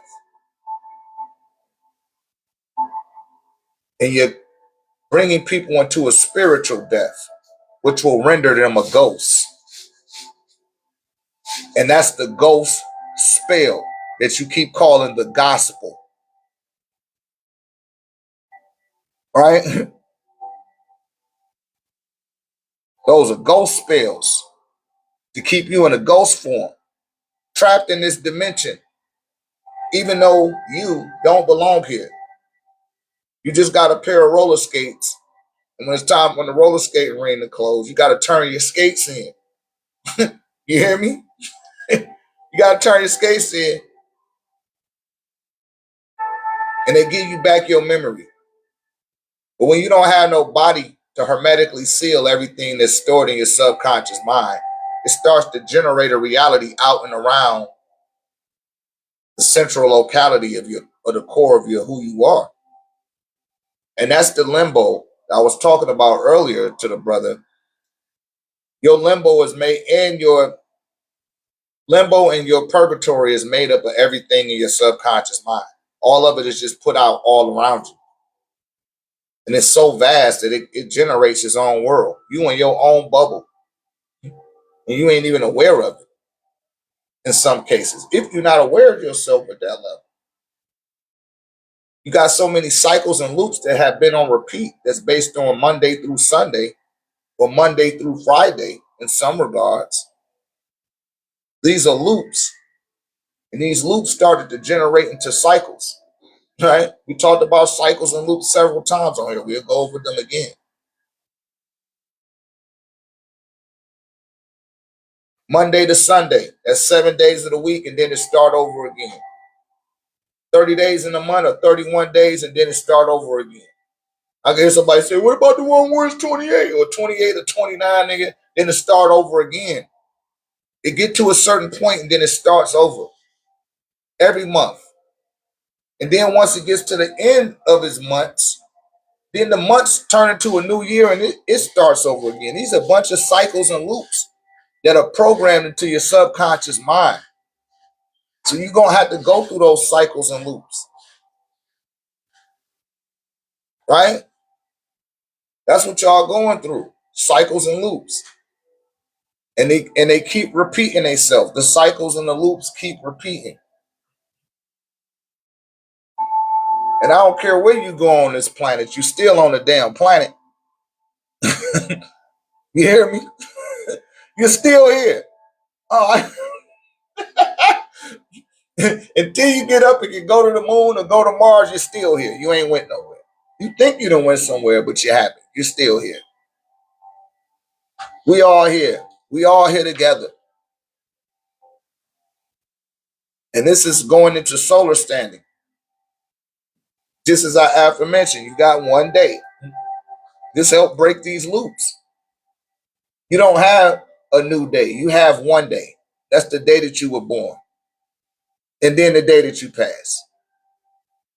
You're just under the assumption that you're having day and night and it's a new day. Yesterday is gone. Nah, man, that sun never stopped burning. The planet never stopped spinning. And your solar system never stopped moving through the through space. It takes 25,000 years for your planet to make a complete circumference around your galaxy. So even it's orbiting something. And it's under the gravitational pull of an even greater star than it, called Polaris. Many of you refer to it as the North Star. And astrologers refer to that direction as the North Node. And your life, if you look on your astrology chart, is heading in the North Node. It's not heading in the South Node. The South Node is dealing with your past, and your North Node is dealing with your future. And it's all under the influence of the star Polaris. Great catch, the soul, hence the word polarity. That's right. And everything is trapped under what? A polarity. People live in the third dimension, but only think in two dimensions. And they think about the polarizing effects of being trapped in three. Right? So if you look at Polaris, on the left of Polaris, you have the Draco star constellation. And on the right, you have Ursa Major. And those are the polarizing forces of Polaris on your planet. It's hitting two big body masses. One of them is China, right? Or Asia. That's why they symbolize the dragon, because of Draco, which is the Big Dipper. Y'all call it the Big Dipper, but that's the Draco star constellation. Then you got Ursa Major, which means the big bear, mama bear, right? That's Russia, the Soviet Union. And they both communist parties. They have a socialist infrastructure or mentality with how they govern their populace. Tell me I'm lying. Y'all see these aligned? Like, that shit was already there. It was already written in the stars. And we are the original star map guides, right? We studied the stars. Why did we study the stars, Dr.RÉ? Because our soul collective would travel planet to planet, solar system to solar system, constellation to constellation, galaxy to galaxy, propagating life, creation, right? The pink man was in here earlier saying the creator loves you all, trying to find a way to correct me. You can't correct me. You said it yourself. Your DNA needed to be corrected. Don't come in here, you just get corrected. But you can't be right until you're wrong, right? And if you never had a teacher, somewhere along the line in our dialogue, I'm going to correct you. Right? But we represent life. They don't want y'all to see somebody with intellect. They want me on here rapping to a beat with a blunt in my mouth. They would rather that. They would rather me with a tripod in a gym somewhere trying to shoot hoops, right? Or debating basketball, talking about some fluff with you. They don't. They would rather that. They don't want to exhibit intellect. They won't propagate, and they got the right to do that. It's their mediums, right? That's why they shot to ban me across their mediums. When I go on my own platform, I don't have no fucking problem because it's mine and I pay for it. And they can't say shit about it. They still try to trick me up. They look for ways to trick me up. That shit don't work. Like I told y'all, I only need a handful of you niggas. I don't need everybody to accomplish some things. 12 would do. You know what I mean? That's all it takes. Them people focus on the same thing for 12 days, for 12 hours, 12 months at a time, shit get accomplished. That's what happened on Wahani.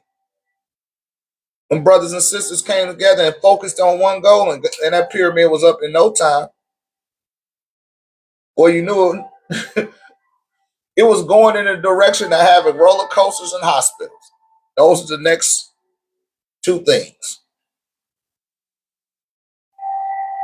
Them hunkies ain't like that shit. It's like, nah, man, can't have these niggas down here doing this. Not fully awakening. We gotta make up something.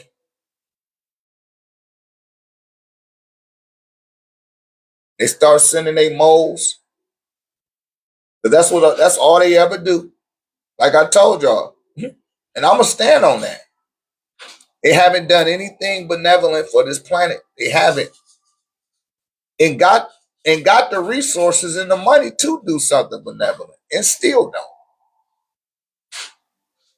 What they won't show you is the people that do. And I'm talking about that look just like you. They're not gonna show you those folks. And say, yeah, that's good, but you can't use our medium to show your people that. It's the devil. You're demonic. Straight squatter. Advocate something wrong with me because I don't want to be like you. Damn, shouldn't I want to be like myself? What's wrong with that? What's wrong with figuring out who I am? There's something wrong with it. Oh, you got to be a cult. Or you're a militia. You know what I mean? It's like, why are you here? You shouldn't even be advocating for justice in no regards. You're a hypocrite. Just to say does anyone need to be brought to justice? That's hypocritical.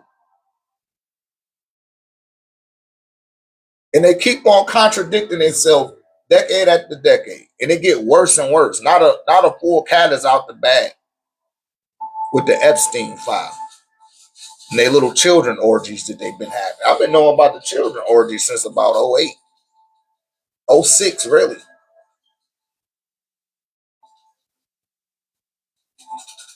They've been doing that. That's how they get out. That's how you get in.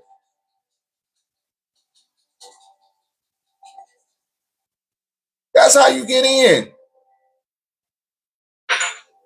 They insist on it. So what, you ain't selling more records than everybody? We gonna make you the biggest thing anybody ever seen. We got the resources.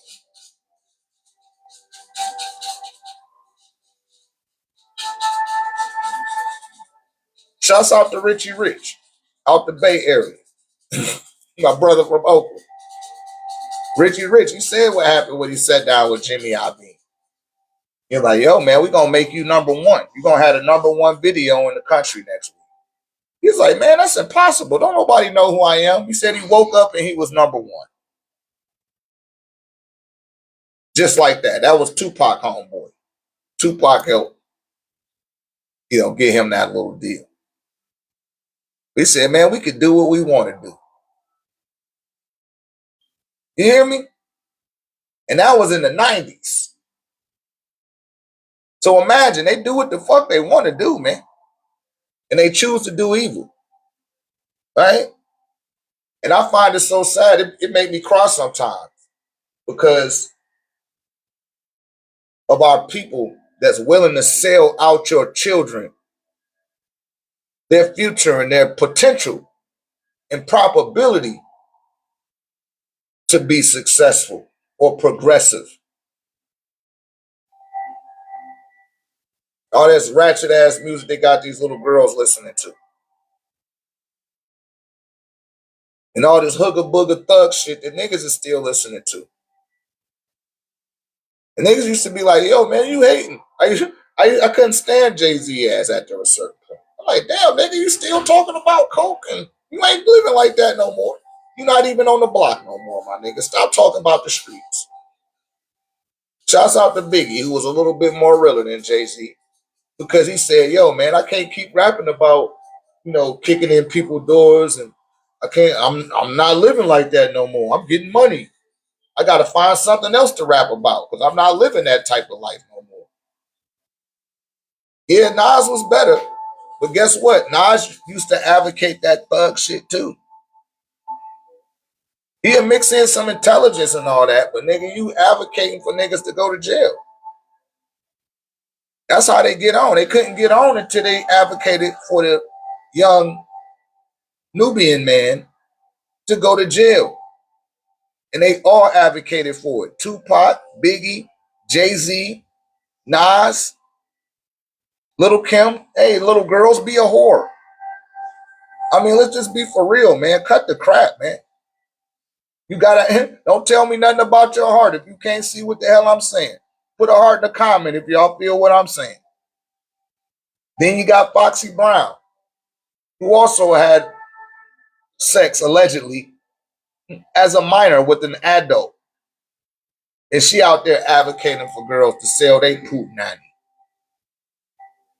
Only for us. Them pink fathers, they gonna be like, oh, hell no, you're not listening to that shit. Not in my house. In the so-called black house, the daddy say, hey, turn that shit off. Here come the mama behind it. Right? It's okay. They can listen to it. Bullshit.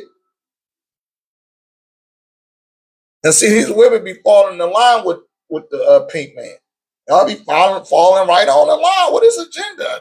Y'all don't see it. That's on you. But you do. Right? She said Mary J too. I can't. Mary J not a rapper. I'm saying what they propagate for our little girls to be whores. Right? That was Little Kim and Foxy Brown. Then it was Trina. And she could never really fully all the way catch on like that. And I bet you she could have, but she's not from this country. And she was like, you know what? I didn't say it enough of that shit. Let me talk about love and all that. It was like, no, bitch, we're not selling that. You need to talk about being a whore, sucking and fucking. And if you can't do that, we're not going to advance you the money for another album. That's how they play. So they when the next generation came, they got Cardi B, Nicki Minaj. You know, even Nicki Minaj, she tried to fall back from that shit. Like, yo, man, I can't keep this little children listening. I'm telling you, your divinity kick in at some point. And if you're not willing to play ball, you're not willing to play ball with their ass, they gonna fucking shadow bag you. Like, man, no more. This motherfucker ain't, they're not trying to destroy the children. We don't want you no more. This is what's going on. This is the psychological warfare. This is the World War III. It's the battle of your mind. He said Too Short was the worst. Nah, I can't even put two. See, Libra love you. You a white lady. You don't really know what you're talking about. Too Short wasn't like that. Now, if you want to say somebody like that from the Bay Area, that was Spice One. Spice One would send your ass to prison. And he sent all my homies to prison. Rolling with my motherfucking strap on the side of me. Can't fuck with the East Bay G. You know what I mean? You see, I hop on the phone like my nigga Dama. No one get a big fat sack of gay. Lottie Dottie, I shot up this body. Left his ass bloody at the front of the party. Young nigga coming up out the cut. Do a drive-by with the feds on my nuts.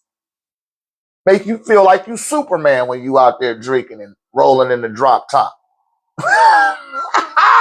And got your yapper in your hand. Going to kill somebody that look just like you. Got money for a pistol and ain't got money for a lawyer. That's a program put in place to keep our people in imprisonment. But I got to disagree with you with that. Too Short never, I got to give it up to Too Short. He talked nasty and freaky. It's okay to do that. But he wasn't advocating violence. When Too Short got more positive songs than he got negative songs. People don't realize that, but he do. You know what I mean? The name of his first album was Life is Too Short. All right? No, it was that Born to Mac. First one was Born to Mac, then it was Life is Too Short. You know, he was coming from another era, you know, during that time. The rappers in the 80s, they learned from the people in the 70s and the 60s. So it was always a moral to the story with rappers in the 80s. And some in the 90s. It kind of made it to the 90s.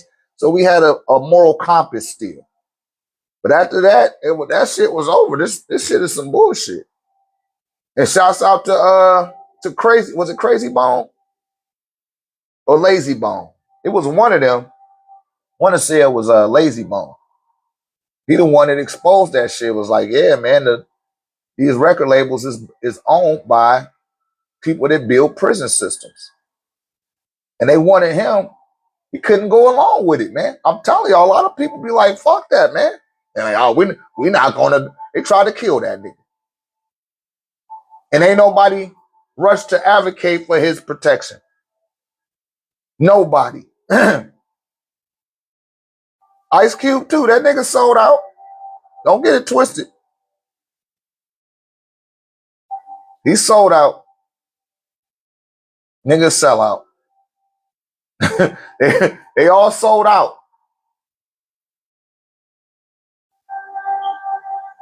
Lazy Bone was like, nah, man. I'm about to tell these people this shit. It's some bullshit. Because see, he lost a lot of friends. He really came from that environment. And my man from the Clips, not Pusha T, but his brother, Malice. Malice stopped rapping. He said, man, I can't do this shit, man. Too many people are dying that look like me, that come from the conditions I come from. And y'all advocating for me to turn up the temperature on what I'm talking about, to advocate and influence even younger generation of people to do the same thing. And it's like, nah, that shit don't need to keep going on. The best album Jay-Z ever did was, to me, was 444, right? Because it was mature. He wasn't talking all that gangster shit. Nigga, you was talking like a 48-year-old man when you came out with that. That was right and exact. All that other bullshit you did before that, nigga, you was too old to be talking like that. At that age, you should be speaking with more sense. Niggas should. When you get to a certain age, you shouldn't even be talking that nigga shit no more. Period. You shouldn't even be rapping it. So it'd be kind of embarrassing to hear a nigga just, you still stuck there in your 40s. Like, nah, man, you like that for your child? Like, come on, man. And this is what I mean within the 1089 tech community and rainology. We address shit. We don't just let shit just gloss over it. Like, nah, man, that need to be addressed. Why is that shit like that? And you know something wrong with it because they told John Morant. You see what happened to John Morant? Out there toting that gun and, you know, possessed by that that thug demon. He said DMX was straight. Yeah. DMX was trying to get out his contract. Right? They ain't like DMX. That nigga tell you he keep it raw, keep it real. Right? He influenced you to be a better person if you really listen to DMX music.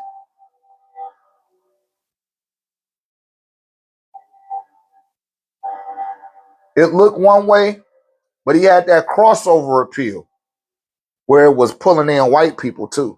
And it was pulling in religious people. So they couldn't fuck with DMX the way that they want to. But they got rid of that nigga. And nigga, we can't let you become an old man and get out here and stop rapping and start advocating to the youth that you influence. We can't let you do that. That's the devil, man. That's how they get out. Man, get him more drugs. Make sure he high all the time.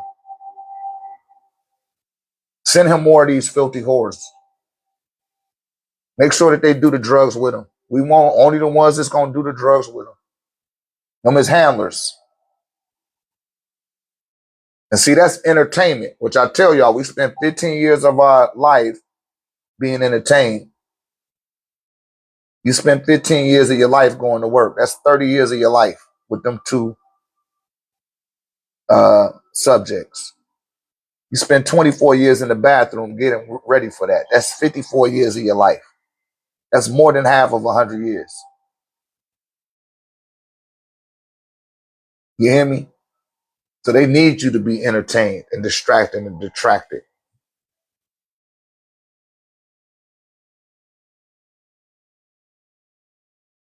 You got to be ready to play ball and not say no. But Ja Morant, that nigga started toting that pistol because see, white children watch the NBA. They was like, yo, man, you got to stop waving that gun, nigga. You going too far with your guns and all of these antics and shit that you doing. His stupid ass thought that money was a sufficient condition. Now his ass, shit, he might not be on the team next year. Don't nobody want that. Like, oh, this nigga always toting guns and shit. Like, don't nobody want that. So you got tricked out of that damn rap shit. You done let them thug demons possess you when you're not from the hood, Ja Morant. You're not. Why you want to be from the hood? I don't understand that. The hood is not no place to want to be from. You can still be hard. Find solace in the fact that your daddy came out the hood, my nigga. Let that be enough. See, you needed somebody like me in your fucking corner. Now your shit fucked. Because your daddy ain't have enough gonads to tell you the right thing. Niggas need to evolve too. This is why I be telling y'all. Somebody asked me earlier what we need to do. It's your spiritual evolution. Not no, we need a revolution. No, you need a spiritual evolution. When you evolve spiritually, then a revolution take place all on its own. You ain't even got to do shit. Revolution is the default of your spiritual evolution. I'm going to say that one more time. Revolution is the byproduct of your spiritual evolution. You got to evolve spiritually first, and the revolution already happened on its own. You ain't even got to do shit. Can't get you to drink the Kool-Aid if you don't drink Kool-Aid no more. You replace it with water.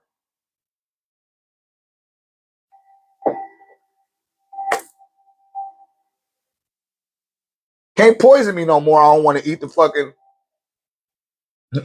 what they called it, the Ebola virus. Before the Ebola virus came out, shouts out to my mama. May the ancestors be with her. My favorite dish used to be pepper steak. I used to love me some pepper steak. And my mama, one day she just came, was like, I'm like, Mom, what's this? She was like, oh yeah, we not eating no more meat. No more beef. Beef is over with. I said, why? She's like, I don't know, Baba. Something just telling me no more beef. We gonna chill out on the beef. 2 months later, Ebola. Right? The Ebola. The mad cow disease. That shit popped off. Mad cow disease. And I was like, oh shit. She was like, you see that? He was just eating turkey products. And I had ended up going raw vegan at one time. And then my mama ended up going vegan. Her boyfriend was vegan. And so I was raw. I didn't even want my food cooked because I started finding out about the trace minerals and metals and stuff from when you cooking and all that shit. I was like, man, I don't even want nothing cooked. If I can't eat it raw, I don't need to be touching it. Oh yeah, my mom, man. My mom from the Nation of Islam. She was not hazy. That's what she met my dad at. Like, Mama Dukes she was not hazy with that bullshit, man. Period. My mama used to make my clothes. Shouts out to my grandmama Juanita. My grandma Juanita took me to my first clothing store. Before then, my mama would make our clothes. My grandma took me to the mall for the first time. I was like, what's this? She was like, this is a mall, baby. I said, what you do here? She said, buy clothes and jewelry and gifts. I said, so you mean everybody mama don't make their clothes? She said, nah, baby, everybody mama don't make their clothes. Some people work hard and go spend their money on clothes instead of making them. And that was weird to me. Think about that. I thought you used to just go to the store for socks and drawers. Everything else, I thought your mama was supposed to make your clothes. Because that's the type of household I came up in. Right? And my mother, when she Yeah, so clothes are low vibrational, huh? Shit, I guess they are. But my mom used to make our clothes. Only reason she stopped doing that is because the children would make fun at you at school, like, yo, man, what the fuck you got on? But I used to wear a button up, a tie, and a sweater vest to school. And my mom, she sold that shit for me. So if I wasn't wearing that, I didn't have no regular clothes. Like playing, playing the dirt type of shit. Once that all of that stuff started to come into play, yeah, that's right. You're right. A lot of it is tied to the skin. But you go back to that was in the early '80s when I was on, in elementary school, and it was just weird for me to get integrated into what was really going on, especially when it came to Jesus. That used to perplex me for our people because y'all remember Blockbuster, right?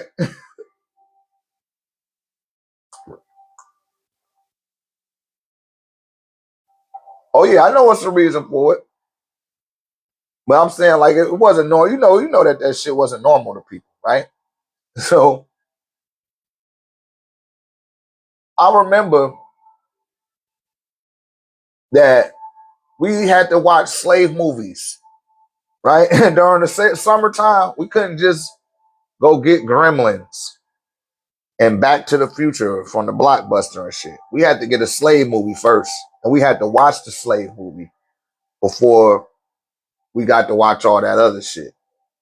Right? You want to watch Freddy Krueger? You're gonna have to watch Mandingo. And then my aunt was the same way, man. The ancestors be with her. My aunt Frances, she was the same type. She was on the same type of time. Like, nah, nope, y'all gonna have to watch one of these slave movies. And we would look forward to why it got to the point we look forward to watching it. So when Glory, y'all remember the movie Glory? When Glory came out, I never forget it. My Uncle Rod, may the ancestors be with him. And they not in the Nation of Islam. They wasn't even into that, but they advocated for the children's education and growth. My aunt was heavy in education. And my Uncle Rod was like, yo, man, I'm taking y'all to the movies tonight. And we was like, what? Like, I don't want to tell the movie with Uncle Rod ass. He already want to see some lame shit, right? Like, we going to see Glory. And I was like, oh, man, that's that slave movie, right? And they was like, yeah, me and my cousin, his daughters, they was like, yeah, we going to go see this shit. So we went, he took us to the movies to go see Glory. And it was real good. But I was already used to seeing slave movies and shit. So the behavior and the stuff in that movie, that shit really touched my ass. I'm sure it touched a lot of y'all ass too. It told you about the Civil War and all of that shit. I mean, that shit was a tough ass movie. Shouts out to Denzel Washington. Them niggas was channeling them spirits, boy. I'm telling you. But I'm saying all of that to say that the conditionings that I was brought up under, uh, it set the tone for me to be the way that I am. All right. Yeah, it's called Glory. Glory. It's showing you uh, the Civil War, right? And how the Union allowed so-called blacks to join their military to fight against the South, right? The Confederacy, the Dixiecrats. That's right, the 54th Massachusetts Volunteer Infantry. Yo, that movie is hard. It's definitely a tearjerker. It's gonna move you to tears because that event actually took place. That shit actually happened. They extracted a lot of that story from the journals. Remember the dude was keeping a journal? You know what I mean? Matthew McConaughey. That wasn't Matthew McConaughey. I forgot his name. Ferris Bueller. The dude that played Ferris Bueller. You know, he got nigga in his blood. Any so-called Caucasian that you see with brown hair, they got brown eyebrows and black eye, they got nigga in their blood. Don't let that shit fool you. You shake their tree, a nigga gonna come out doing the Cupid shuffle. Nigga gonna come out crip walking or be walking on their ass, right?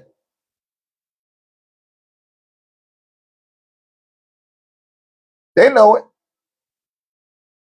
but they gotta shroud that stuff from you. And they don't want you to have access to a real education. Because then it ain't nothing that they could program you with. Like, damn, we can't program this nigga no more. You like to put blonde in your hair, you program. I don't care what you say. You program. That shit is conditioned into your scalp. That programming and got all the way into the scalp of your head and you allowed it. And now you got to deal with the ramifications of that. It's always a caveat, but every action is an equal reaction. So if you're doing certain things, you know that shit is out of bounds. Like I was talking about with the Carmelo Anthony. And why this nigga name had to be Carmelo Anthony? They knew that was going to trigger a bunch of niggas and they was going to be like, oh, his name Carmelo. Somebody seen that and took advantage of that and made all of that. I'm telling y'all what I know. You know what I'm saying? But why the hell was his mama even got his boy enrolled in that shit? Oh, they didn't have no right. No, of course they don't. But guess what? You put a white boy in a school with a whole bunch of niggas, guess what's going to happen? They going to fuck with him. Tell me I'm lying. You can't because I done seen it firsthand. But the shoe pop up on the other foot, now you want everybody to be fucking outraged. And maybe they are outraged with the results of the way things was handled. But guess what? That shit ain't gonna fucking matter because you're not spiritually aligned with yourself. The person that it happened to ain't even spiritually aligned. So what difference do it make? But let that motherfucker be spiritually aligned and some shit gonna come out behind that. Something gonna come out. Don't think that they getting away with doing anything. They not.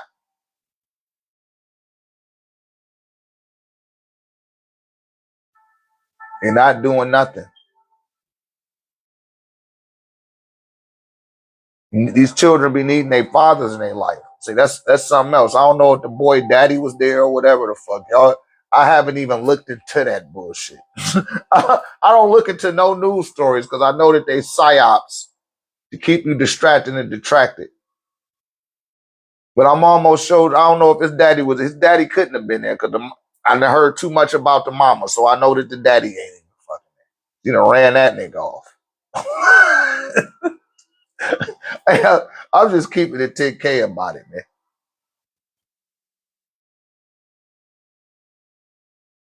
Daddy ass is like, hey, I don't want him to go to school with all them hunkies like that. You know how they gonna treat him? He needs a better education. Now this nigga doing all this fucking time. See, I told you, bitch, don't put that boy in that goddamn school. You did it any goddamn way. I know how it go. Yeah. I know what's going on. You can't tell me to steal cheese. I see what's going on. And see, these mothers cannot raise young men. All you got to go and look at Boys in the Hood. Boys in the Hood, that's what Boys in the Hood is showing you. That's why they call it Boys in the Hood. There's two type of boys in the hood, and only one of them make it out. You got the boy in the hood who was raised by their mama with no daddy present. Then you got the boy in the hood that wasn't raised with his daddy, but he was sent to go live with his daddy. That was the type of dynamics that was coming up in America, misnomer, during that time. Oh, I'm going over my daddy house for the weekend. Oh, I got to go over my daddy house for the summer. And then one year you just stayed with your daddy forever. Like, damn, man, whatever happened to where Jeff at? You know what I mean? Ah, shit, man. That nigga went to go live with his daddy in the 80s. Started in the 80s.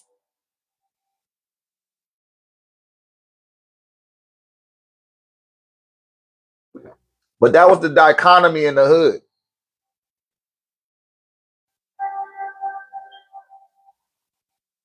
Yeah, and they showed you that in that movie. Trey and Ricky. I mean, what was his name? Doughboy and Ricky. They didn't have a daddy. And they had different daddies. And in fact, Ricky already had a son himself and was still in high school.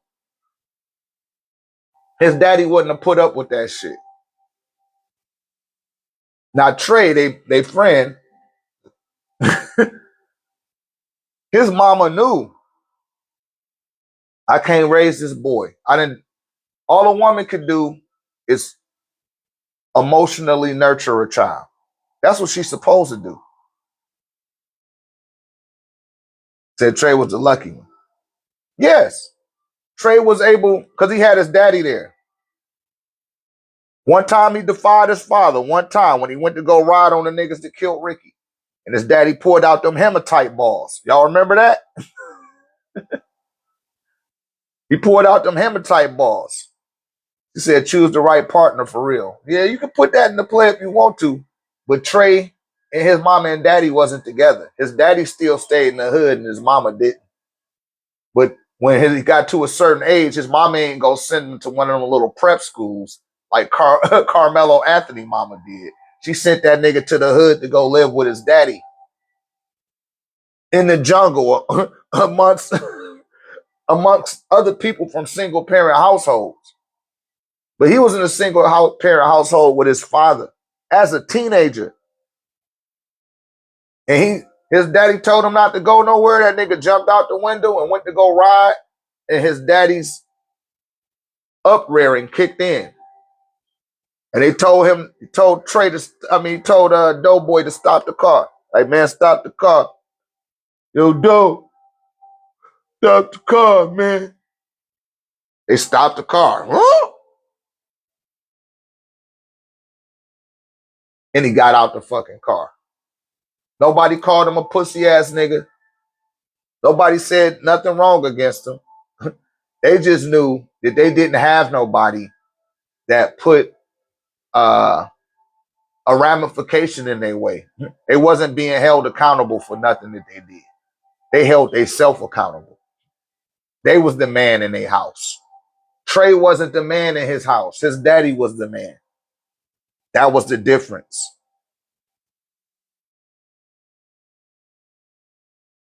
Then at the end of the movie, they tell you Doughboy lost his life two weeks later. Somebody came around and smoked his ass. So you need your father in your life. And shouts out to the brother that did that. I forgot his name. It eludes me at the moment, but may the ancestors be with him. Because he did another movie called Baby Boy. And Baby Boy show you it show you the whole it show you that shit again. Right? For the people that missed it the first time. He showed you again what it's like to grow up without a man in the house. What that shit look like. And how the woman struggles to raise a young man. That's not their job. They only know how to emotionally nurture a child. Right? In Menace to Society, yeah, in Menace to Society, that wasn't done by what's the brother name? I forgot his name. Damn it. How can I forget that brother name? Forgive me, brother. Start with a J. What's that man name, y'all? Somebody put it in the comment section. John Singleton. Thank you. Thank you, Shamari. John Singleton. That was John Singleton's theme. Now, with Menace to Society, that was the Hughes brothers. And in that movie, None of them niggas had no daddy. Kane mama and daddy had died. Who the hell knew where old dog mama and daddy was at? You didn't see the chick, you know, Jada Pinkett. You ain't see her mama and daddy. It wasn't no parents. There was no guidance in that movie. The closest guidance they had was AWAX and his girl. And they was hood as a motherfucker. And they wasn't no nuclear family and no shit. They was too old to be hanging around the motherfuckers, but they was hanging around them. This 30-year-old nigga hanging out with little teenage kids, showing them how to hit licks. And like, man, come on, man. That's chaos. And that's what the music industry wanted. They were showing you their agenda on screen because it had already grown to that part by then. And now you got little niggas out here, they can't wait to kill each other and don't even got a good reason for that. Who was influencing you to even think that way? And how come your daddy not there to smack you upside your head? You got to have a father in your life. And then for y'all women that be separating your children from your father and not letting the children, man, you fucking that child up. It's a ramification to that, man. It's ramifications. My son go out or my daughter go out, I ain't got to worry about them. My wife, she want to check every 2 steps that they take. I like, yo, get their ass some breathing room. Let them live their life. I raised them up right to self-govern themselves. I'm not going to get a call in the middle of the night, so-and-so in jail. That's not going to happen. I raised them to govern themselves and to make the right decision. And to know if something is wrong that they shouldn't be doing it and they won't do it. And I was there for them. So it ain't no excuse. And I tell them that shit all the time. You go to jail, nigga. Hey, you going to jail. I'm not getting no lawyer. I'm not even trying to get your ass out because it ain't no reason why you should be there. None. I showed you how to utilize your discernment correctly. Diffuse a situation or walk away from a situation for it to evolve into something else.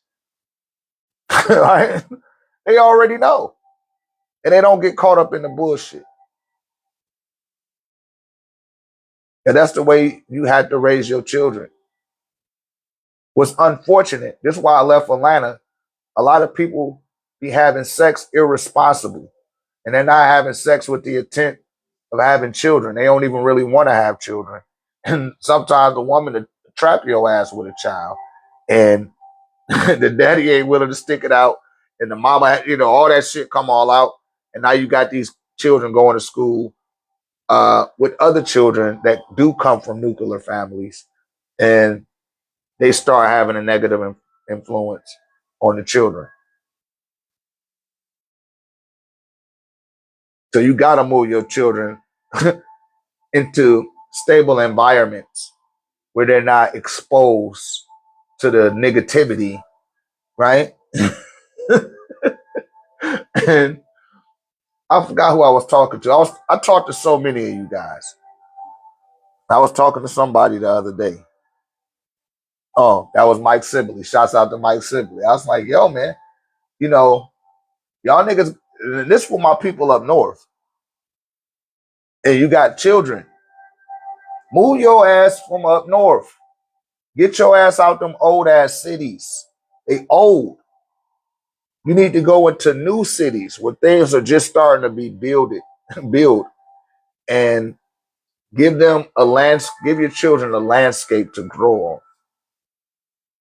Don't keep them plugged into the same paradigm that you, your mama, and your daddy, and your grandmamas and granddaddies went through in some cases. Why you gonna just start fresh?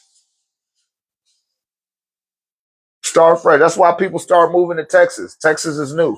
It's not old. A lot of these cities is not 100 years old. A lot of these cities ain't even 50 years old. That's been established in this state. That's why Las Vegas is new. It been played out now, but everybody used to want to go to Vegas because it was brand new. That shit ain't 100 years old. I want to say it might be about 70 years old right now. You got to start going to areas that's new, where shit just starting to be built. The infrastructure ain't even been established yet. Raise your children in that shit. That's where they have the best chances. That's where the racism won't overwhelm the environment, the situation, or any of that stuff. But if you stand in places like this city was established back in 18 something, get the hell out of there. I mean, it's over with. Shouts out to my people in Detroit. They didn't shut down all the public schools just about in Detroit. You ain't even got no public school in that motherfucker. It's like, yo, we don't got money for toilet paper and pencils. I said, damn. People still fucking and having children in them type of environments, though. Like, yo, just don't have no children. Get your shekels up, leave the environment, then start having intercourse. To have children, of course, right?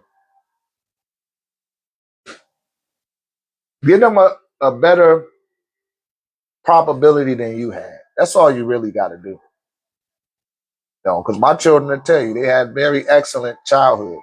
Like, yo, was your childhood fucked up? Like, no, I had the best childhood. Way better than how I had it. They got a lot less. They didn't even have to be defiant. They had no restraints. They got more yes than no. You know what I mean? And I come from a big household, about 7 of us in the house.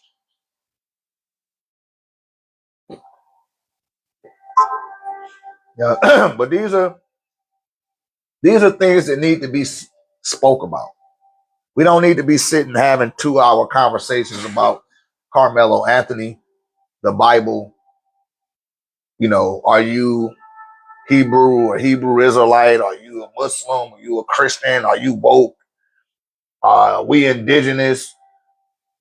That's cute, but guess what? That don't have nothing to do with what's going on right now with the issues that had yet to be addressed prior to you coming into the awareness and being enlightened about the things that you're making a big deal out of. You wasn't doing that shit since birth. Address all that shit up to that point first. Then deal with that. And then you will come out the other end of that as well. Right? But you just gotta be practical and rational. He said, I'm basically getting in it myself. Yeah. See what I'm saying? It got to start somewhere, right? It do. Anybody else? Any other questions out there? Come join the San Antonio, July 25th. July the 25th, San Antonio, Texas. We will be hosting the AAA workshop. This will be the only time of the year. I'm only going to do it once a year this year, and I'll do it again next year. But other than that, you're just going to have to come join the community and then take the discourse. But this way you get to get it in real time. And when you come out in real time, everybody that purchased a ticket, even if you got a pendant or not, I'm going to put a pendant around you because that's required to come into our community. And then, you take the discourse. And you can come under my guidance. You can reach out to me twice a week for advice. And for the first 90 days, I'm going to be tapping in with you anyway, just to make sure you're on a good foot. Right? But I ain't going to sweat you now. I ain't going to sweat you. Like I tell y'all, man, my plate is full. Right? I wear several hats within the branding of my company. So take advantage of it. Like Keith. Shouts out to Keith and Ricky Rodriguez. Nate Cherry. These the latest initiates. Miss Lovely. Hey, Miss Lovely. She didn't come during that time, but she took her discourse without having to come to the workshop. Hey, I'm just going to take the discourse. And she took it and she tapped in. And y'all can't help but to see the difference. I'm telling y'all, man. Like, y'all don't know what you're missing if you don't know what you're doing. Right? If you know you don't know what you're doing, you just might as well just come get your ass in line. Why try to just figure it all out and be guesstimating? Why do that? Because 9 times out of 10, my people done gave your people enough of the offerings that I didn't share with them. You owe it to them. And like I tell some of y'all, I'm not about to force them to do nothing. They gotta want to do it, or it ain't gonna work. You'll end up falling off and putting yourself on the frequency with the rest of the NPCs. That's what be happening a lot of times. People NPC themselves. They self-induce themselves into NPCism. I don't tell you to do that. And I'm here, I'm available. Especially that's why I tell people that got an altar. And I don't know how, put a 7 in the comment if you in the ancestor altar. Outside of my pops. Pops, I see you came in the room. Outside of pops. That's my pops. I'm gonna holler at him every day if I get a chance to, right? He don't even count. But for the rest of y'all, and y'all know, I tell you, still go Nate. I'm like, hey man, y'all can hit me up anytime you want to. Hit me up. You got any questions? You need some advice, or you just need to build with me. Y'all got that cachet. People in the tech community, y'all don't have that cachet. But tell me if you need to speak to me, I will. Right? But those that hit me up, they need that advice or that tutelage, I'm here for them. The whole way, the whole ride. I ain't going nowhere. I'm with you till the wheels fall off. I'm a loyalist. Right? I'm a loyalist. But you have to align yourself, and you're going to have to do the reaching out. I'm not going to reach out to you. You got to reach out to me. Because like I said, my plate already be full. But I'll leave myself open for those under my guidance all the time. So it's no excuse if you fall off. You're like, damn, how come you ain't just hit me up? I just knew I ain't want to hear what you was going to say. Like, what the fuck? I'm not your daddy. What? Why put yourself in that predicament? Because the people that do fall off is because they done fell off their altar. They're not in alignment with that shit. They're not waking up. They don't follow that routine. They want to be an NPC. They just wanted to see what the discourse was about. You do it. It's a ramification of that. Because my libations ain't going to cover them. My offerings ain't going to cover them. And once that thing get established and you just disregard it and let it catch cobwebs and the water be all dirty and you got, insects all floating in your water and shit, that means you ain't been pouring no libation. And you wonder how come your life is turning out the way that it is and how come your body hurting and all of this shit. It's because now you forcing those forces to feed off of you because that's their blood that's coursing through your veins. And you ain't even doing nothing better, equivalent or greater than what you were receiving from what you were doing for them. Why would you even want to do that? Shit is kind of weird. Especially once you start seeing the positive results that it's giving you. You can't play God devil games. See, that's why I tell y'all this ain't nothing religious. Because your mama, your grandma, man, they in there. They love the shit out of you. If it's in their power and they can assist you, they will. That's what that portal, that gateway is for. And if you cycle through the 4 seasons with your altar, that doorway will open up. And you're going to start seeing changes in your bloodline. Not just with you, because it ain't just about you. It's everybody in that whole bloodline. And certain ones will become awakened in that bloodline. The more people that do, the more accelerated and the more faster, right? The potential of them living out what is blueprinted by the ancestral line that you incarnated to, or what they had, allotted for that particular bloodline. You just got to become aware of that shit, man. Somebody got to vet that out to you. Somebody got to put you up on proverbial game, if you will. Somebody got to do it. All right. And I just so happen to be that person. So when y'all see me, you shoot me in your FYP and all, man, those is nothing but Sims letting you know, like, yo, get on in alignment with this shit. Don't play. They be trying to tell you. Because when you be when you will be ready to do it, then the discourse would be like $2,000. I'm like, damn, 2,000? I'm not about to pay that. But some people get up with me like, yo, I remember you used to just give it to people. Like, yeah, but people didn't take that shit serious. And those that did, they was messing with that dark shit. So I had to switch it up and then start charging people more. And every year, every time we go into the summer solstice, I'm gonna raise the price up. Start pricing people out. And now the people that's starting to come in, they really at their altars.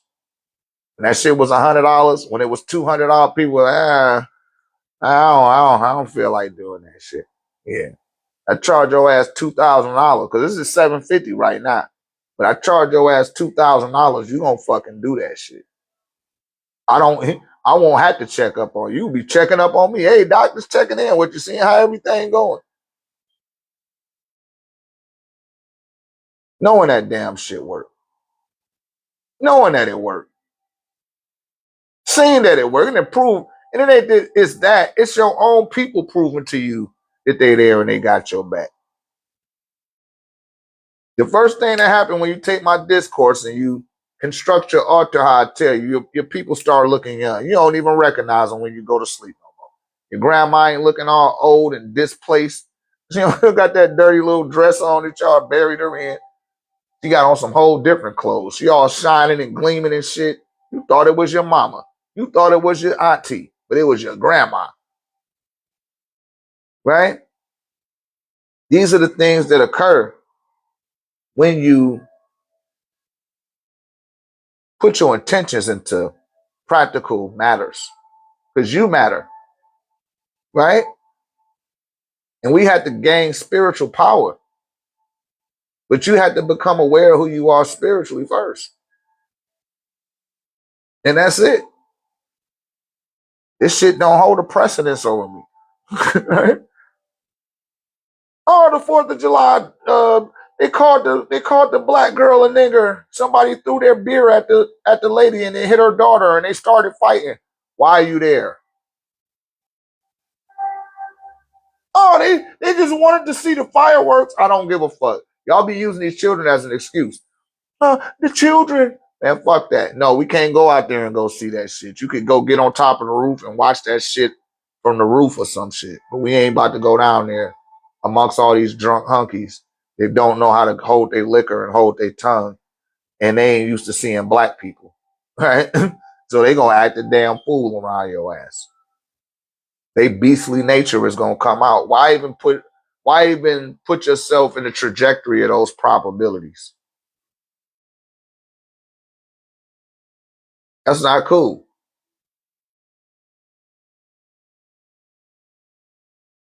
You dealing with a wicked motherfucker. Just like the boy that gunned up all them people in South Carolina. Came up in the church and killed them. And the police took that nigga to Burger King. Probably patted him on the back and rubbed his head and said, good job. To some old folks that's worshiping your God. See, these are the type of things that need to be addressed, man. Why is that not the topic of discussion? These are the things that need to be talked about. Fuck who Jay-Z diss. Who give a fuck? Nigga, you old. Go sit your ass down, granddaddy. Go take care of your children. Don't you got children and shit? You shouldn't even be caring about rapping at this stage. But look how that shit backfired on that nigga. How many of y'all read the Epstein file? Y'all read not the part that's redacted, because you can't see it. I'm talking about the one from the guy from the Barclays Center talking about Jay-Z in there and telling him to get the niggas to stop fucking kneeling.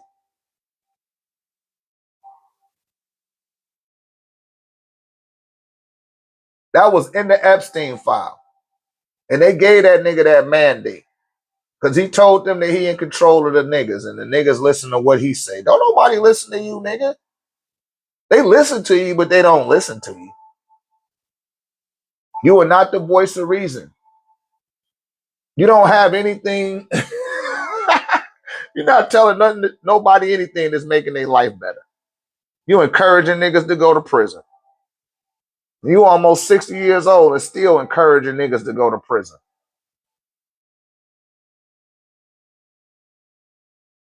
You didn't outsell Eminem. You didn't outsell Nelly. You didn't outsell 50 Cent or Kanye. But you the best rapper? Get out of here, man. Who give a fuck? That don't even matter no more, my guy. You still trying to live in 2004. That was the end of your reign. Or the height of your success. Just let it go on out. Go ride out in the sunset, my man. There's more things that need to pop up in the algorithm than you and that crazy looking afro that you got. But you trying to save face for something that you really ain't got. And that's control over the media and our people and the way that we think. You are not our influencer. But I just have to put that out there because that's the one thing that's prevalent across the social media. It's like, damn, man, rap is not the end all tell all, man. It's not. It's good. I'm from the hip hop generation, but come on, man, that shit don't hold no priority like that. It don't. I don't care what they attempt to propagate and show you. That's some bullshit. And you should be concerned about your dearly departed, the sun, the planet, and yourself. That needs to be prioritized every day. And I tell y'all, I don't know why I got to keep saying this, but I'm going to keep saying it. If y'all start doing this now, and you're going to prevent a lot of egregious and nefarious acts from appearing in your reality in the future. What you do today will determine your tomorrow, right? So you might as well get on the good foot, as the litany of others have already done, right? We about to have this, all in all, and I'm including the people I had to put out. We didn't had about, I think I'm on 50 members. Got about 50 members that have been under my guidance. We got over 260 members that have been a part of our community, part of 1089, right? So this thing is growing, and we doing the divine order without nobody being present. I don't know who that is. I had to call you back.